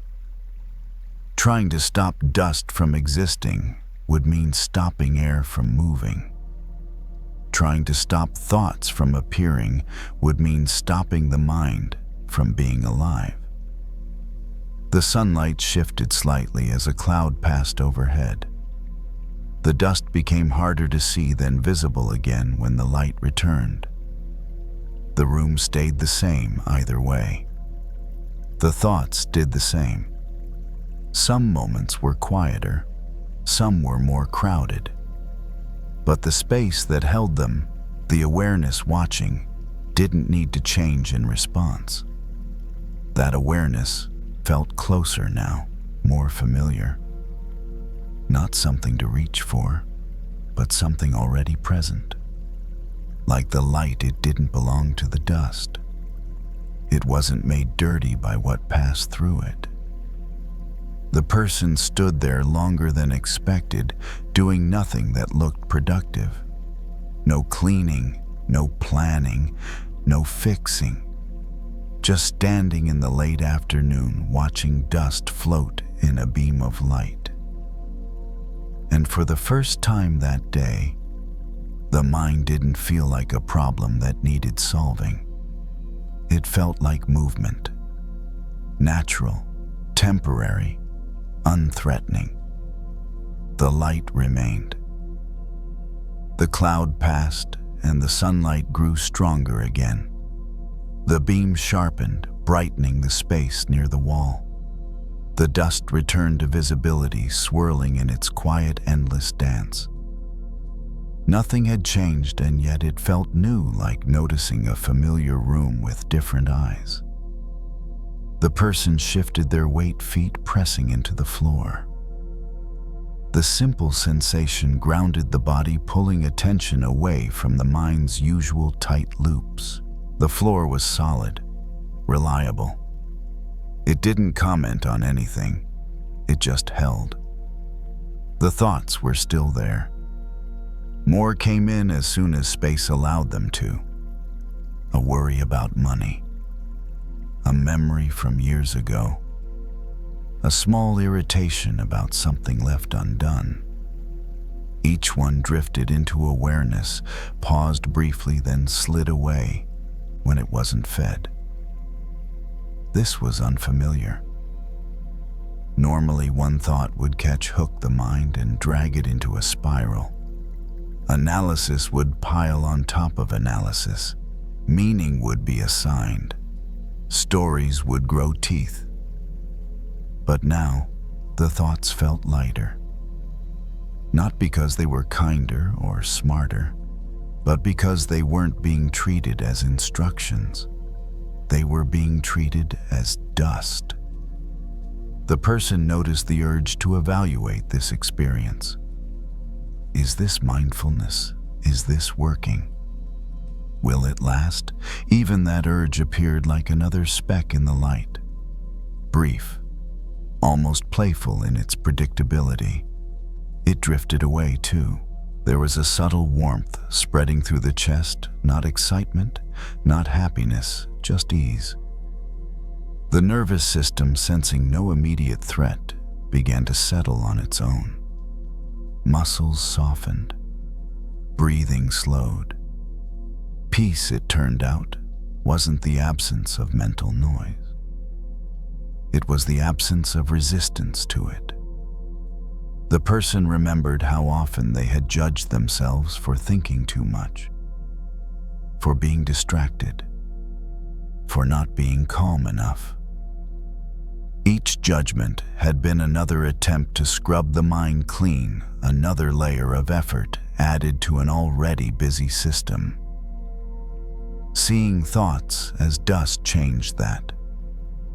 Dust wasn't a personal failure. It wasn't a flaw in the room. It was a byproduct of living in a space where air moved and light existed. The presence of dust didn't mean the sunlight was broken. The same was true here. The awareness watching the thoughts wasn't damaged by them. It wasn't crowded or stained. It remained open, clear, available.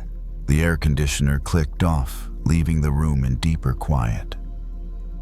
The silence wasn't empty. It was full of subtle sounds, the house settling, distant traffic, the faint buzz of electricity behind the walls. All of it happened without commentary. The mind noticed it, but didn't label it as good or bad. The person sat down on the couch, now drawn there without much thought. The cushions yielded gently. The body adjusted, finding comfort without instruction. The light shifted again as the sun lowered the beam, climbing higher on the wall, then thinning. Soon the dust would disappear from view. Not because it was gone, but because the light had moved on.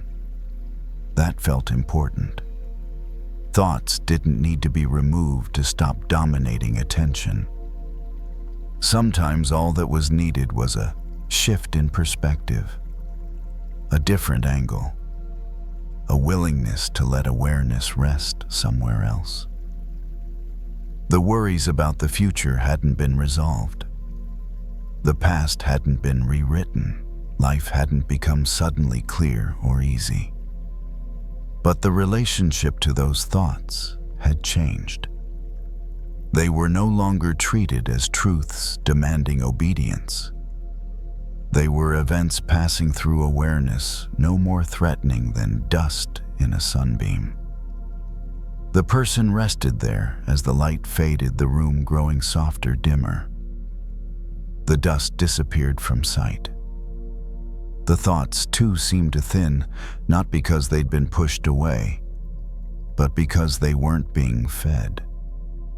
There was a quiet gratitude in that moment, though it wasn't directed at anything in particular. Just an appreciation for the simplicity of not having to fix the mind in order to be at ease. The day moved toward evening. Shadows stretched. The light shifted fully out of the room. The dust was still there. The thoughts were still there. And yet, the space felt clean. Not because it had been emptied, but because it had been allowed to be what it was. The person closed their eyes for a moment, breathing easily, carried by the ordinary sounds of the house and the quiet understanding that peace didn't require control. It only required seeing clearly and letting the light do the rest.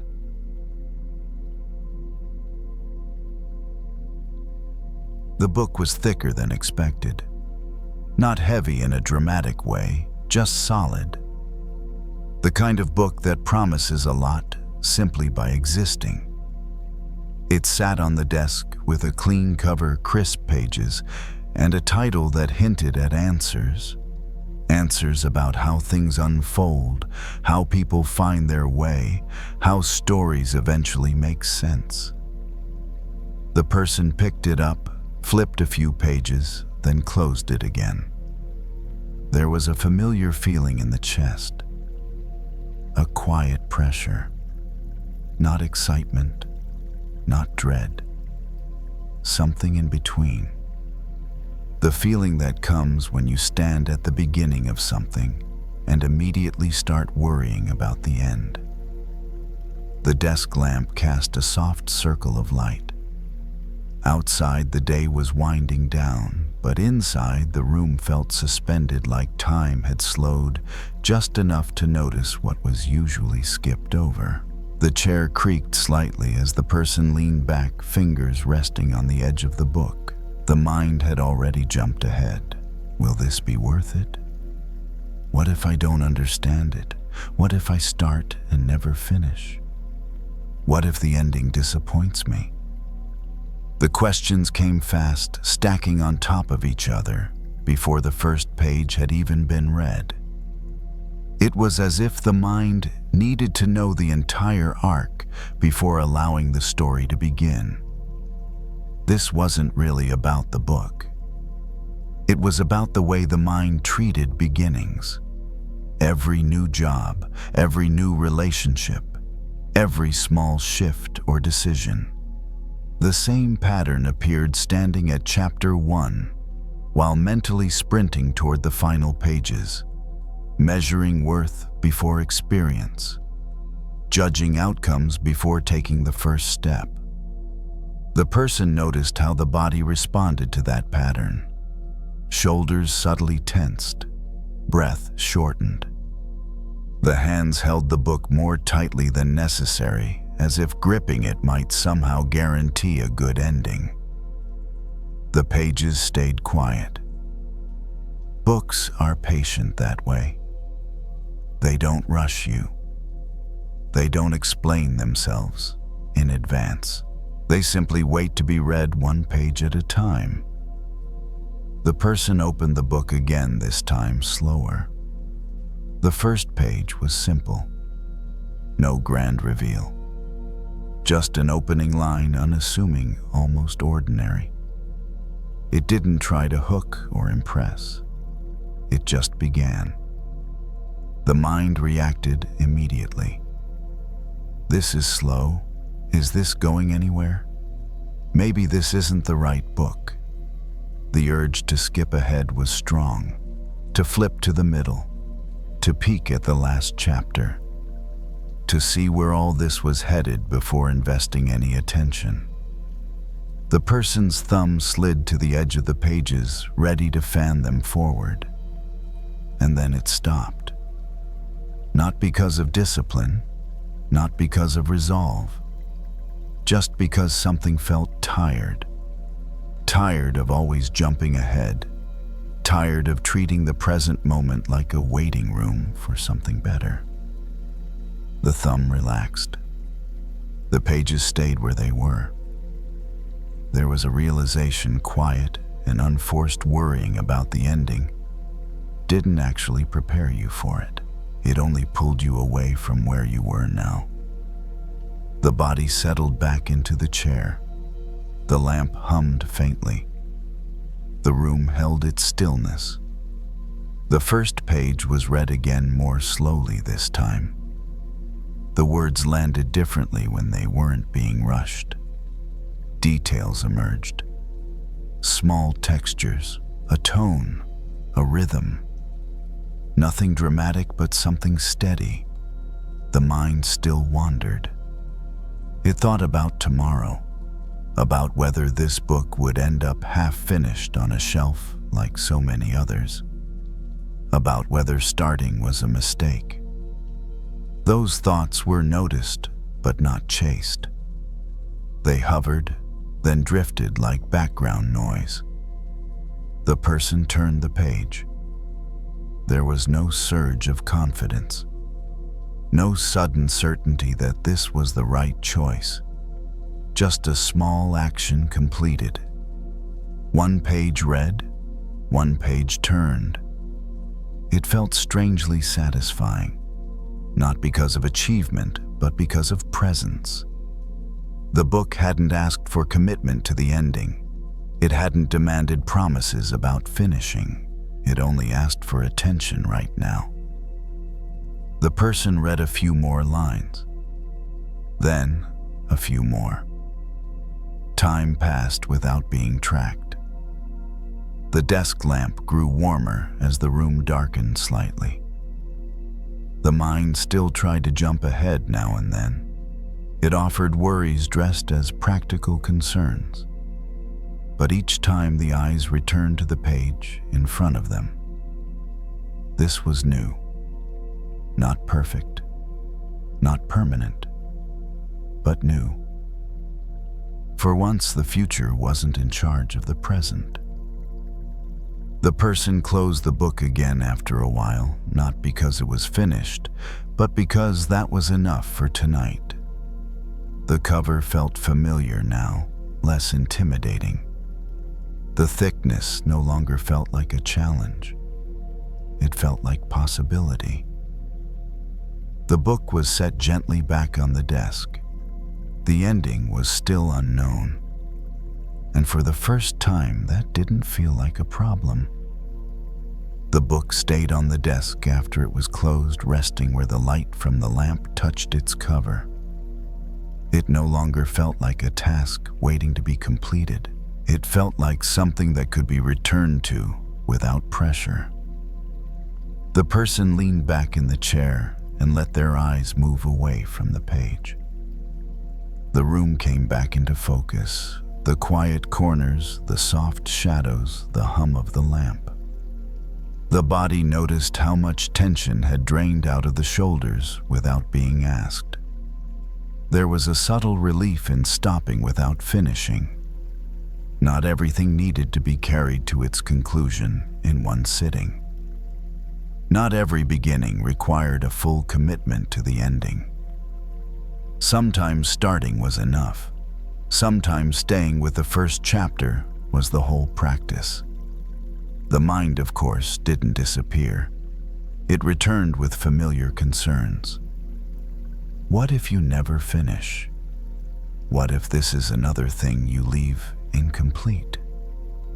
The questions carried a tone of accusation, like unfinished things said something permanent about who you were. The person recognized that voice. It wasn't new. It had shown up in many forms over the years, around projects, relationships, plans, and goals. It measured worth by outcomes. It treated the final chapter as the only one that mattered. But sitting there now with the book closed and the room quiet, that belief felt thinner than it used to. Life, after all, wasn't a single story with one neat ending. It was many chapters, some finished, some paused, some never fully written. Meaning didn't come only from how things ended. It came from how they were lived while they were happening. The person picked the book up again, not to read, but to feel its weight. It felt different now, less heavy, less loaded with expectation, just paper and ink waiting patiently. There was an unexpected tenderness in that patience. The mind had spent so much time worrying about the last pages of things, about how careers would turn out, how relationships would end, how choices would look in hindsight. That worry had always felt like responsibility, like maturity. But maybe it was something else. Maybe it was a refusal to be where you actually are. Thinking about the ending pulls attention out of the present. It turns today into a rehearsal instead of a lived moment. It makes chapter 1 feel like an obstacle instead of a beginning.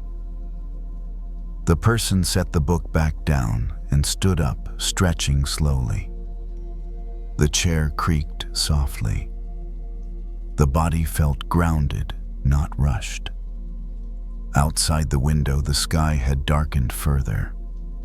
Lights flicked on in neighboring buildings. Evening had arrived without asking whether anyone felt ready for it. The person moved through the room doing small things, straightening a stack of papers, rinsing a mug in the sink, turning off the lamp. Each action felt simple, unburdened by the need to lead somewhere else. The book remained unread beyond its opening pages. And that was okay. There would be time, or maybe there wouldn't. Either way, the value of the moment wasn't dependent on how the story ended. There was a quiet shift happening deeper than the book itself. A shift in how beginnings were approached. Less like tests to pass, more like invitations to step into what's here now. The mind still had habits. It would likely jump ahead again tomorrow. It would still worry about outcomes, about whether things would work out, about how the story should go. But now there was another option available. When the urge to flip to the last chapter appeared, it could be noticed and gently set aside. When anxiety about the ending arose, attention could return to the sentence in front of you, to the page you're actually on. Chapter 1 was enough. The person paused at the desk one last time before leaving the room, hand resting briefly on the book's cover. There was no promise made to finish it, no deadline set, just a quiet acknowledgement that the story would unfold at its own pace. The ending could wait. Tonight it was enough to have read a few pages, enough to have stayed with the beginning without rushing past it, enough to trust that the story didn't need to be controlled to be worth reading. The room darkened as the light was turned off. The book disappeared into shadow, still unread in so many places. And yet something important had already been read, not from the book, but from the moment itself. A simple understanding settled in. You don't have to live at the end of the story. You're allowed to be where you are, right here.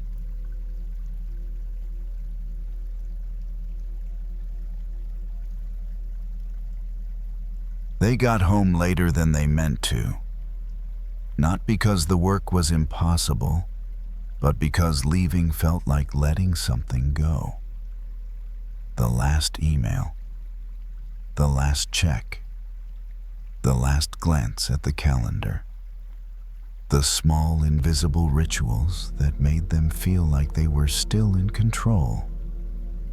When they finally stepped inside, the house was quiet. No music, no TV, just the soft sound of the HVAC running a low, steady breath in the walls.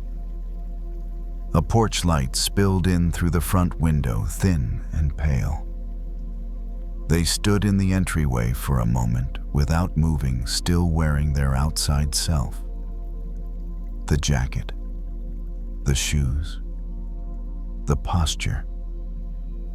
That posture had become automatic over the years. Shoulders back, face neutral, eyes alert. The kind of body language that says, "I've got this." Even if underneath the body felt tired in places no one could see. They reached up and loosened the knot of their tie, then paused. Something about the motion made their chest tighten slightly, like removing it would mean admitting how much the day had taken out of them. So they left it on a little longer than necessary. In the hallway mirror, they caught their own reflection. The outfit still looked sharp. The hair was still in place. The expression was controlled, practiced, familiar. They had worked hard to build this version of themselves. Not in a vain way, in a survival way.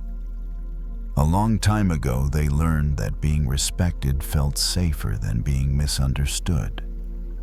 That looking capable often meant being left alone. That in certain rooms you had to arrive already armored. And over time, the armor got heavier. They stepped into the bedroom and opened the closet. The hangers were arranged neatly. Shirts grouped by color. Shoes lined up like a quiet parade. Everything in its place. Everything ready. They slipped the jacket off first. The fabric lifted away from their shoulders like a weight, leaving almost before they noticed it was there. They hung it carefully, smoothing the sleeve, adjusting the collar. It looked like nothing special on a hanger, just cloth. They unbuttoned the shirt, folded it once, then twice the way they always did. The motions were efficient, practiced. In the background, a ceiling fan turned slowly, its soft whir filling the room, like a gentle metronome. They sat on the edge of the bed and stared at their hands. Even without the jacket, they still felt the day on their skin. A meeting that didn't go well. A moment where someone challenged them. The way their voice had stayed steady while their stomach tightened. The way they'd smiled at the right times. It was strange how quickly a person could become a role. At work, they were the one who knows, the one who can handle it, the one who keeps it together. Those titles weren't official, but they lived in people's expectations. And those expectations had their own gravity. They reached for the tie again and finally pulled it loose. The fabric slid through their fingers, smooth and cool, then fell into their lap. For a second, they just held it there. It hit them then how much they depended on the costume. Not for others, for themselves. The clothes were proof. Proof that they mattered. Proof that they belonged. Proof that they weren't the younger version of themselves anymore. The one who had been overlooked, underestimated, talked over. They stood and walked back to the closet, tie still in hand, and hung it beside the jacket. Seeing it there, still quiet, made something inside them shift. If the jacket is just cloth, then what was the power they'd been carrying all day? Where did it actually live? They turned away from the closet and looked around the room.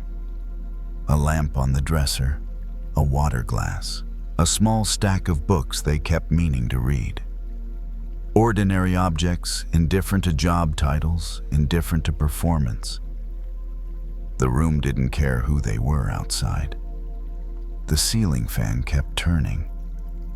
The air moved gently across their skin, and for a moment they felt the simplest thing. They were still here. Not as a role, not as a reputation, not as an image, just as a person in a quiet room with a tired body. They sat down again this time, letting their shoulders drop fully. The release felt almost unfamiliar, like taking off shoes you didn't realize were too tight until they're gone. A thought rose up, soft but clear. What if I'm allowed to be myself after the cloak comes off? It wasn't a question about quitting or escaping. They weren't imagining throwing everything away. They had built a life. They had responsibilities. They cared about doing well. But somewhere along the way, the doing had started to replace the being. And if they were honest, the being had been waiting patiently underneath all of it, like skin under a uniform. They stood and walked to the bathroom, turning on the faucet. Water ran cold for a second, then warmed. They washed their hands slowly, watching the way the water moved over their fingers, clear and simple. No performance, no outcome. Just water doing what water does. They dried their hands and returned to the bedroom. On the hanger, the jacket stayed perfectly still. It didn't look impressive anymore. It just looked like something that could be taken off. And that felt like a kind of freedom. Later that night, the house grew even quieter. The sounds of the day had faded. No notifications, no conversations replaying themselves quite as loudly. Just the low hum of the ceiling fan and the occasional creak as the house settled into itself. They lay back on the bed without turning off the light right away. One arm rested across their stomach, the other along the mattress. Their breathing slowed naturally, without effort, without instruction. Their eyes drifted to the closet again. The jacket hung there exactly as they had left it. Neat, proper. Still holding the shape it had worn all day, as if waiting to be called back into service. The tie beside it caught the light, slightly smooth and polished. It struck them how small it all looked from here. Earlier, those things had carried weight, authority, expectation. Now, in the quiet, they looked almost fragile. Temporary. They thought about how easily the world confuses the symbols for the substance. Titles, clothing, access, attention. Those things can open doors. They can make life easier in certain ways. They can protect you in rooms where being seen as powerful matters. But they are not the power. They are the cloak. And cloaks by nature are meant to be worn and removed. The person lying there had worn many cloaks in their life. Student, new hire, expert, leader. Each one had taught them something. Each one had required a posture, a tone, a way of holding themselves. None of them had been false, but none of them had been the whole truth either. They shifted slightly on the bed, feeling the mattress give under their weight. The body underneath the rolls felt steady, solid, real in a way that didn't depend on being recognized. There was a quiet relief in that. They remembered moments when they had been afraid to take the cloak off, afraid that without it they would disappear, that people would stop listening, that they would lose whatever respect they had earned. But here alone in the room, nothing vanished. They were still breathing, still thinking, still present. The respect they needed most tonight wasn't coming from outside anyway. It was coming from the simple act of letting themselves rest. They reached over and turned off the lamp. The room softened instantly, edges fading into shadow. The fan continued its slow rotation, steady and indifferent. In the dark, it was easier to tell the difference between what was carried and who was carrying it. The cloak hadn't given them their voice. It hadn't given them their judgment. It hadn't given them their capacity to care, to decide, to endure. Those things had been there before the jacket ever was. They would be there tomorrow too. Tomorrow they would put the cloak on again. Step back into the world. Play the roles that help things function. There is nothing wrong with that. The cloak had its place. But it wasn't fused to them, and tonight at least they were allowed to set it down. That knowledge settled in gently, like a hand placed on the chest. They didn't need to strip their life down to nothing to be real. They didn't need to reject success to keep their soul. They didn't need to choose between being capable and being human. They could wear the cloak without mistaking it for their skin. As sleep crept closer, one last thought passed through, simple and unforced. Even without the crown, even without the room, even without the name on the door, they were still the one living this life, and that was enough.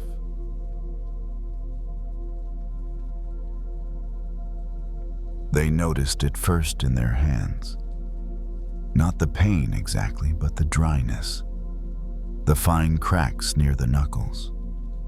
The way the skin felt tight when they closed their fingers, like it had been stretched too far and left there.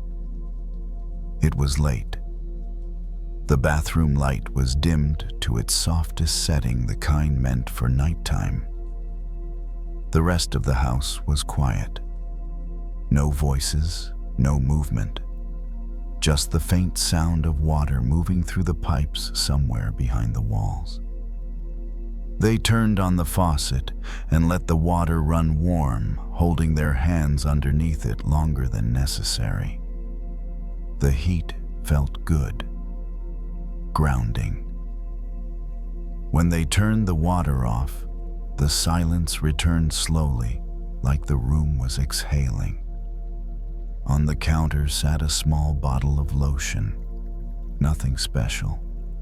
No brand they were loyal to. Just something they'd picked up once because their hands hurt and it was there. They pressed the pump and watched the lotion pool in their palm. For a moment they didn't move. All day they had been using these hands for other people.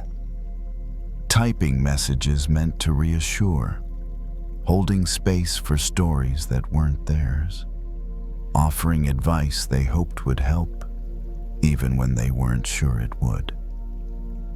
They were good at it. People said so often enough. "You're so supportive. You always know what to say. I don't know what I'd do without you." Those words had once felt like praise. Lately, they felt more like a responsibility. They rubbed their hands together slowly, spreading the lotion over their skin. The scent was light, almost unnoticeable. The motion was familiar, automatic. Something they'd done countless times without thinking. But tonight they noticed how careful they were being, how gentle. They moved the lotion into each finger, massaging the base of the thumb, the place that always ached first. The skin drank it in quickly, like it had been waiting. A thought passed through them, quiet and uncomfortable. When was the last time I treated myself this way? They had spent years learning how to respond to other people's pain, how to stay calm when emotions ran high, how to listen without interrupting, how to say the right thing without making it about themselves. Somewhere along the way, they had started doing the same thing to their own hurt, listening just enough to acknowledge it, then setting it aside, then moving on. They told themselves they were being strong, being practical, being generous. But standing there now, hands slick with lotion, they could feel the cost of that habit.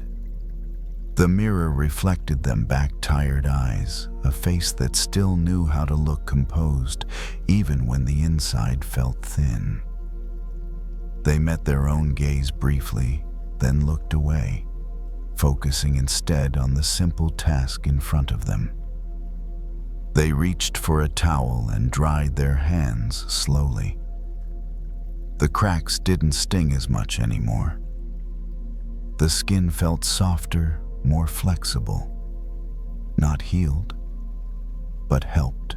They leaned back against the counter and let their shoulders drop. The release was small, but noticeable. Like setting down a bag they hadn't realized was digging into their arm. Throughout the day, they had been the one who listened, the one who checked in, the one who stayed steady when others couldn't. It felt good to be needed. It gave them a sense of purpose, of worth. But it also made it very easy to forget that need goes both ways. They picked up the lotion bottle again and turned it over in their hands. The label was smudged, the cap slightly crooked. It had been tossed into bags, dropped once or twice, used whenever someone else needed it. They realized then that they had been waiting for someone else to notice the cracks, waiting for someone else to offer care, waiting for someone else to say, "Hey, you don't have to hold everything alone." But tonight, no one was here to do that. And strangely, that didn't feel as lonely as it used to. They placed the bottle back on the counter and rested their palms flat against the cool surface. The contrast between the cold stone and their warmed skin made them pause. There was a quiet truth sitting just beneath the surface of the moment. Healing doesn't always come from being helped. Sometimes it comes from helping yourself in the exact way you've been offering to everyone else. They stayed there a little longer, breathing evenly, letting the idea settle without trying to shape it into a rule or a promise. The hands felt better now. Not perfect, but acknowledged. And for the first time that evening, that felt like enough. They turned off the bathroom light and let the room fall into shadow, leaving only the small nightlight glowing near the floor.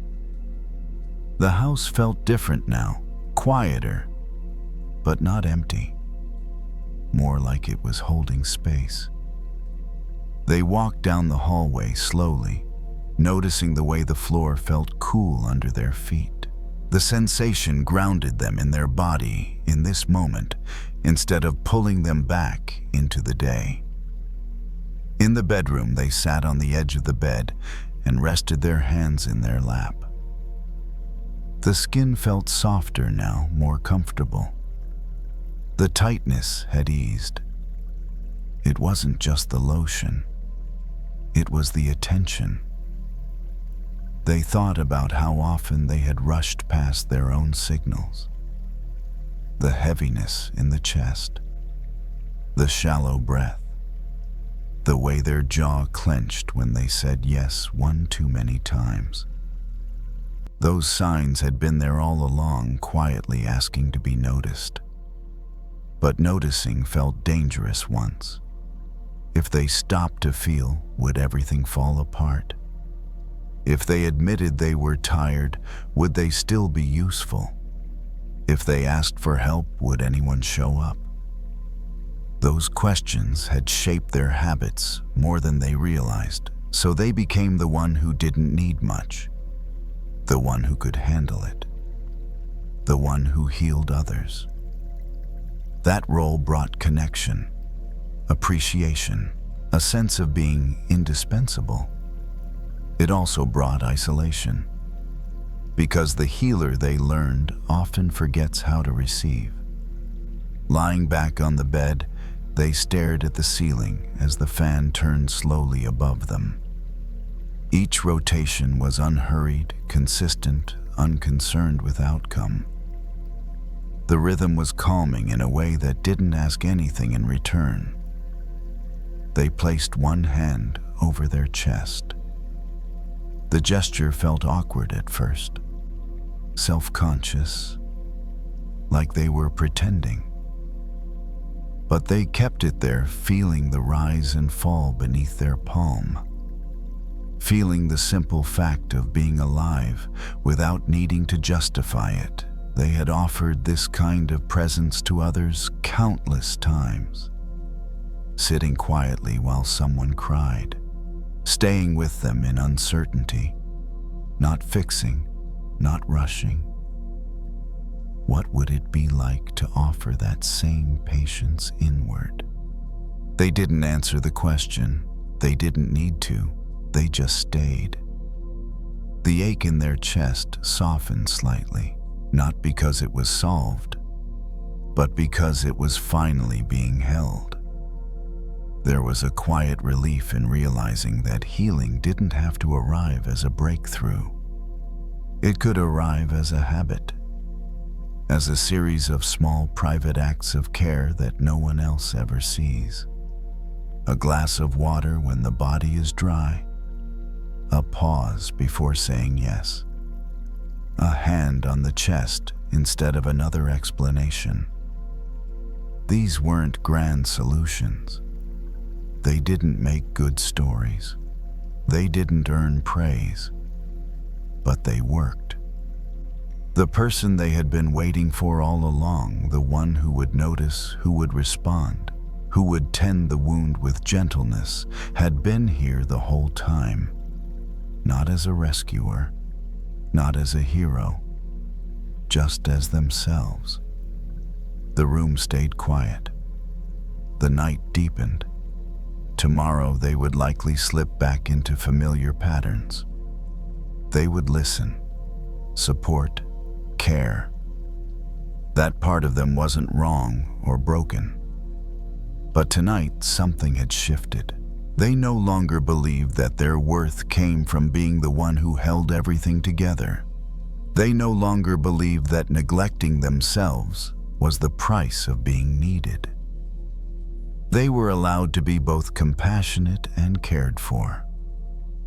As sleep approached, their breathing grew slower, deeper. The hand on their chest stayed there, warm and steady. The healer didn't disappear. They just learned how to turn the care inward, one small moment at a time.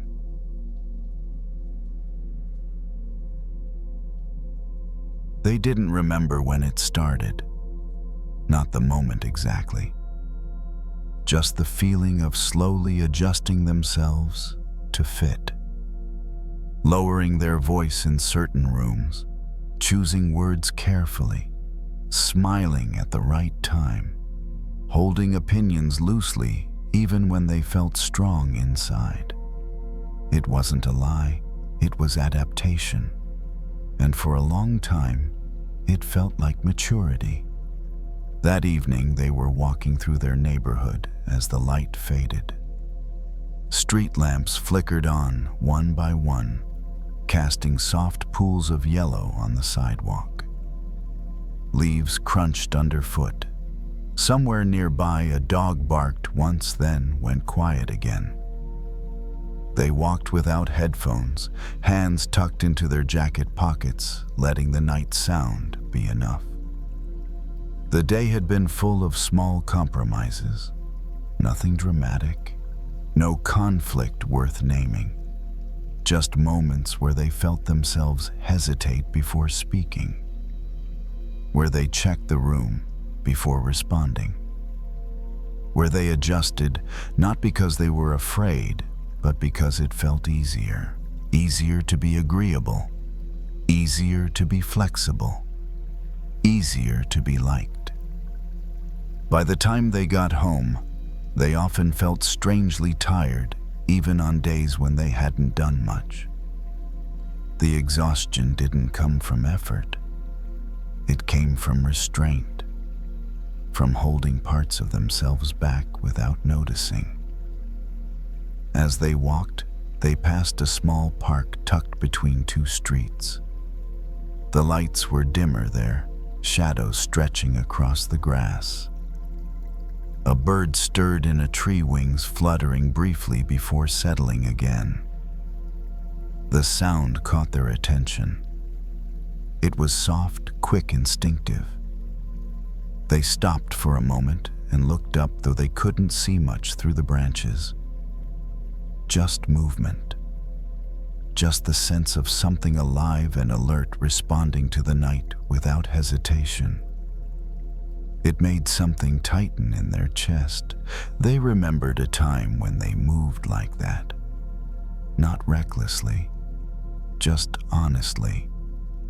When choices came from a clear internal yes or no instead of a calculation. Somewhere along the way, they had learned to check themselves first. Will this make things awkward? Is this too much? Should I hold back a little? Those questions had become second nature. Protective, sensible, but also heavy. They resumed walking, steps slow and even. The rhythm of their movement matched their breathing, steady and calm. The street ahead curved, slightly disappearing behind a row of houses. They thought about how often freedom is misunderstood. People imagine it as escape, as leaving everything behind, as doing whatever you want without consequence. That kind of freedom had never appealed to them. What they missed was quieter. The freedom to respond without rehearsing. The freedom to say no without guilt. The freedom to say yes without explaining. The freedom to be aligned. They reached a corner where the sidewalk widened. A bench sat under a tree empty. They paused there, resting one foot on the curb, feeling the cool air move across their face. The truth was, they weren't trapped by anyone else.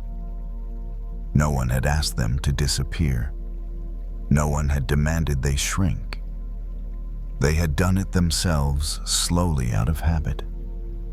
Out of a desire to keep things smooth. Out of care. Care can be a beautiful thing. But when it's not balanced, it can turn into a cage.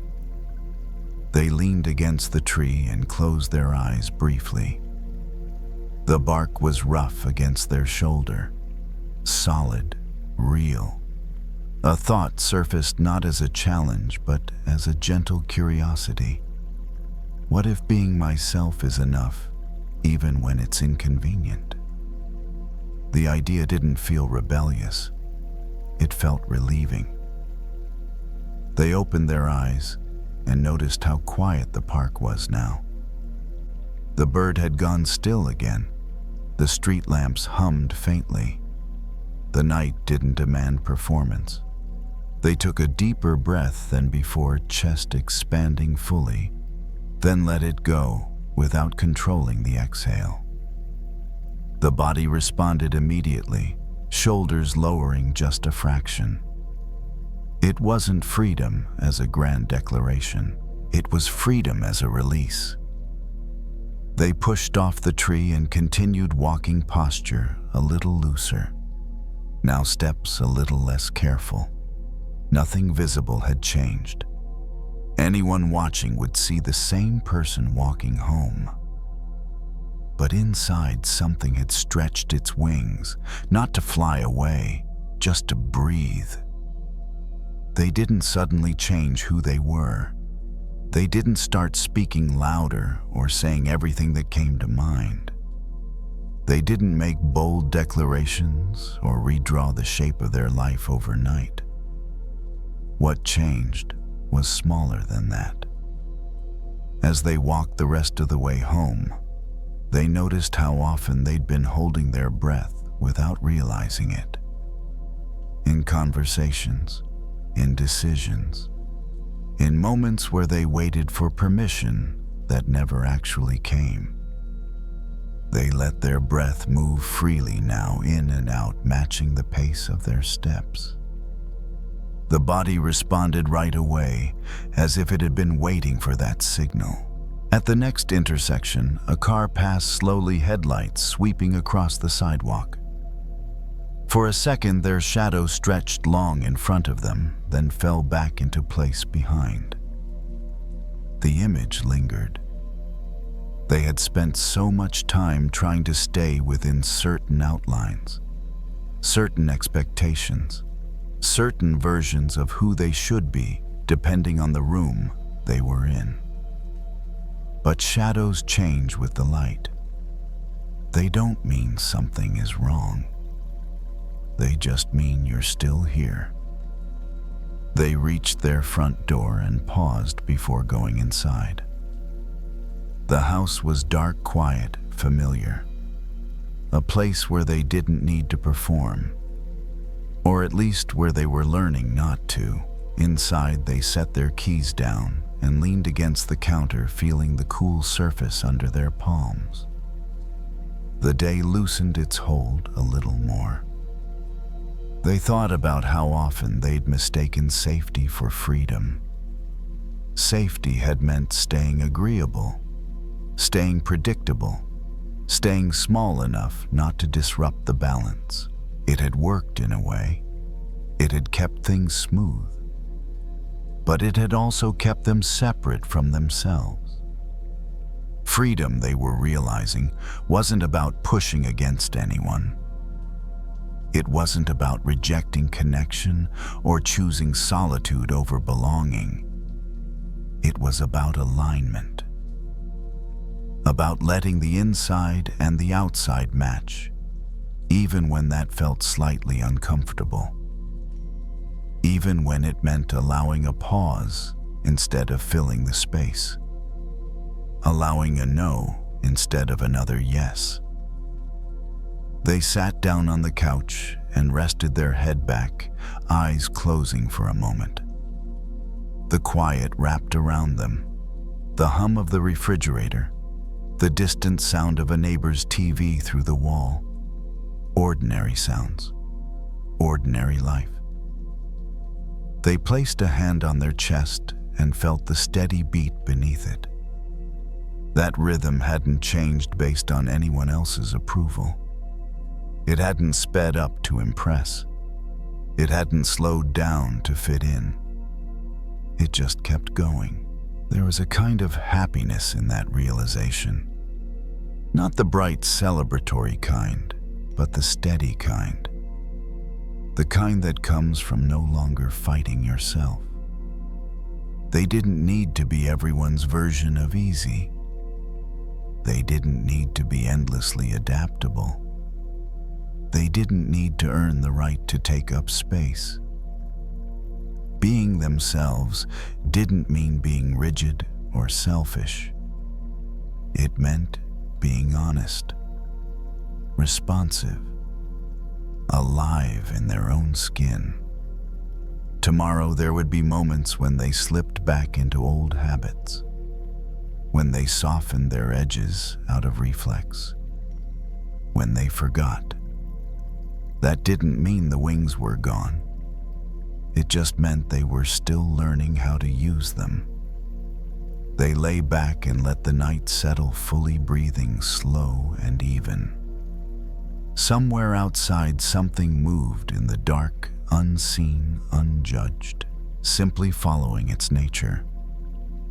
They didn't need to fly away to be free. They only needed to stop folding themselves smaller than they were. And in that quiet decision made again and again in small moments, happiness found room to land.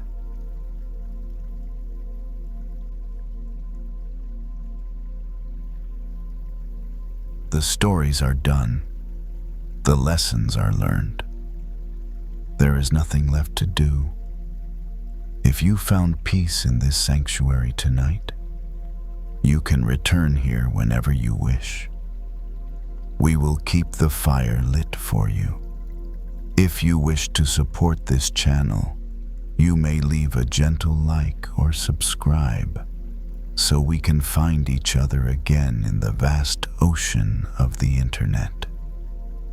But now, as we move into the final space of rest, let's plant seeds of peace deep into your subconscious. Let go. Drift, and let these truths become your own.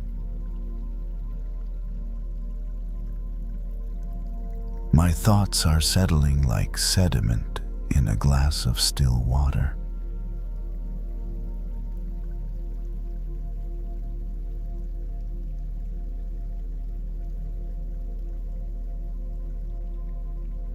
Go of all ripples. The surface of my mind is becoming glass.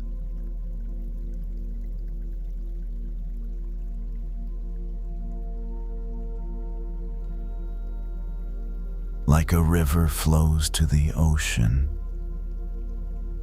my worries flow away from me.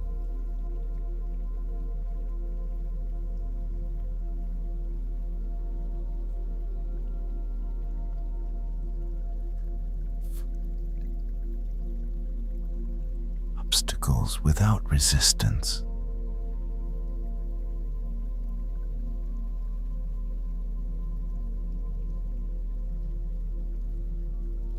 The waters of sleep are washing over my tired eyes.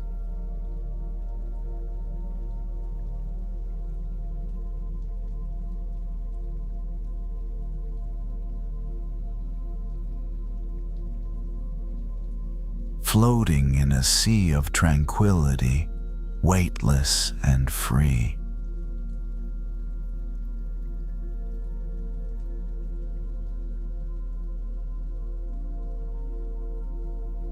Breath is like the tide, flowing in and flowing out.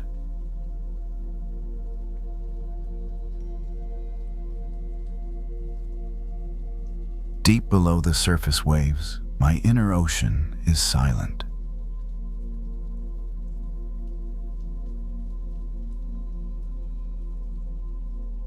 I release the day just as a leaf drifts down a stream.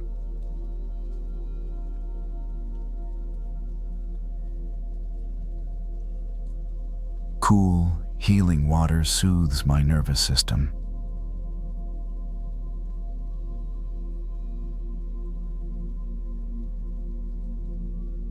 Merging into the velvet depths of rest.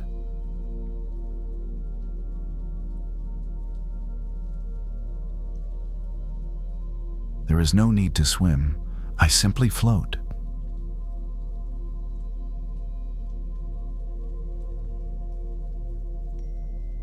The rain of relaxation washes away the dust of the day.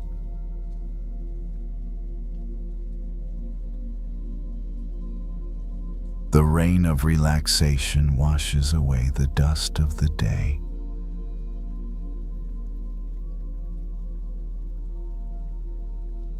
The rain of relaxation washes away the dust of the day.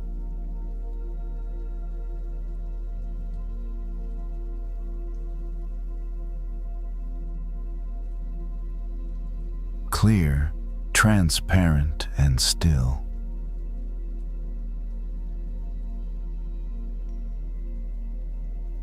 I am clear, transparent, and still.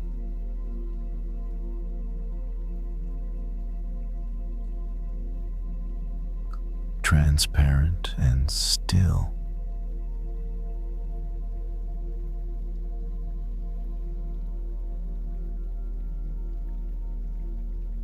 My emotions are water, and I allow them to flow through me.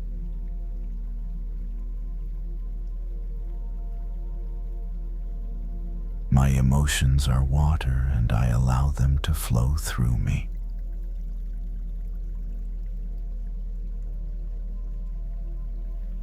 My emotions are water, and I allow them to flow through me.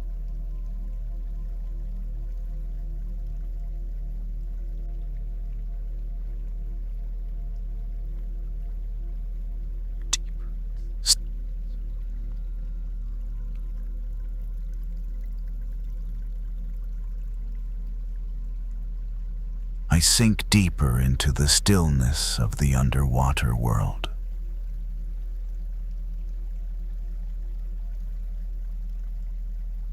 Sink deeper into the stillness of the underwater world.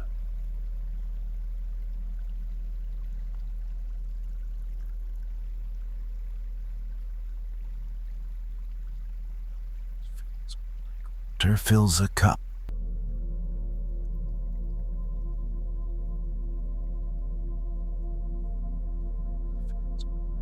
Water fills a cup.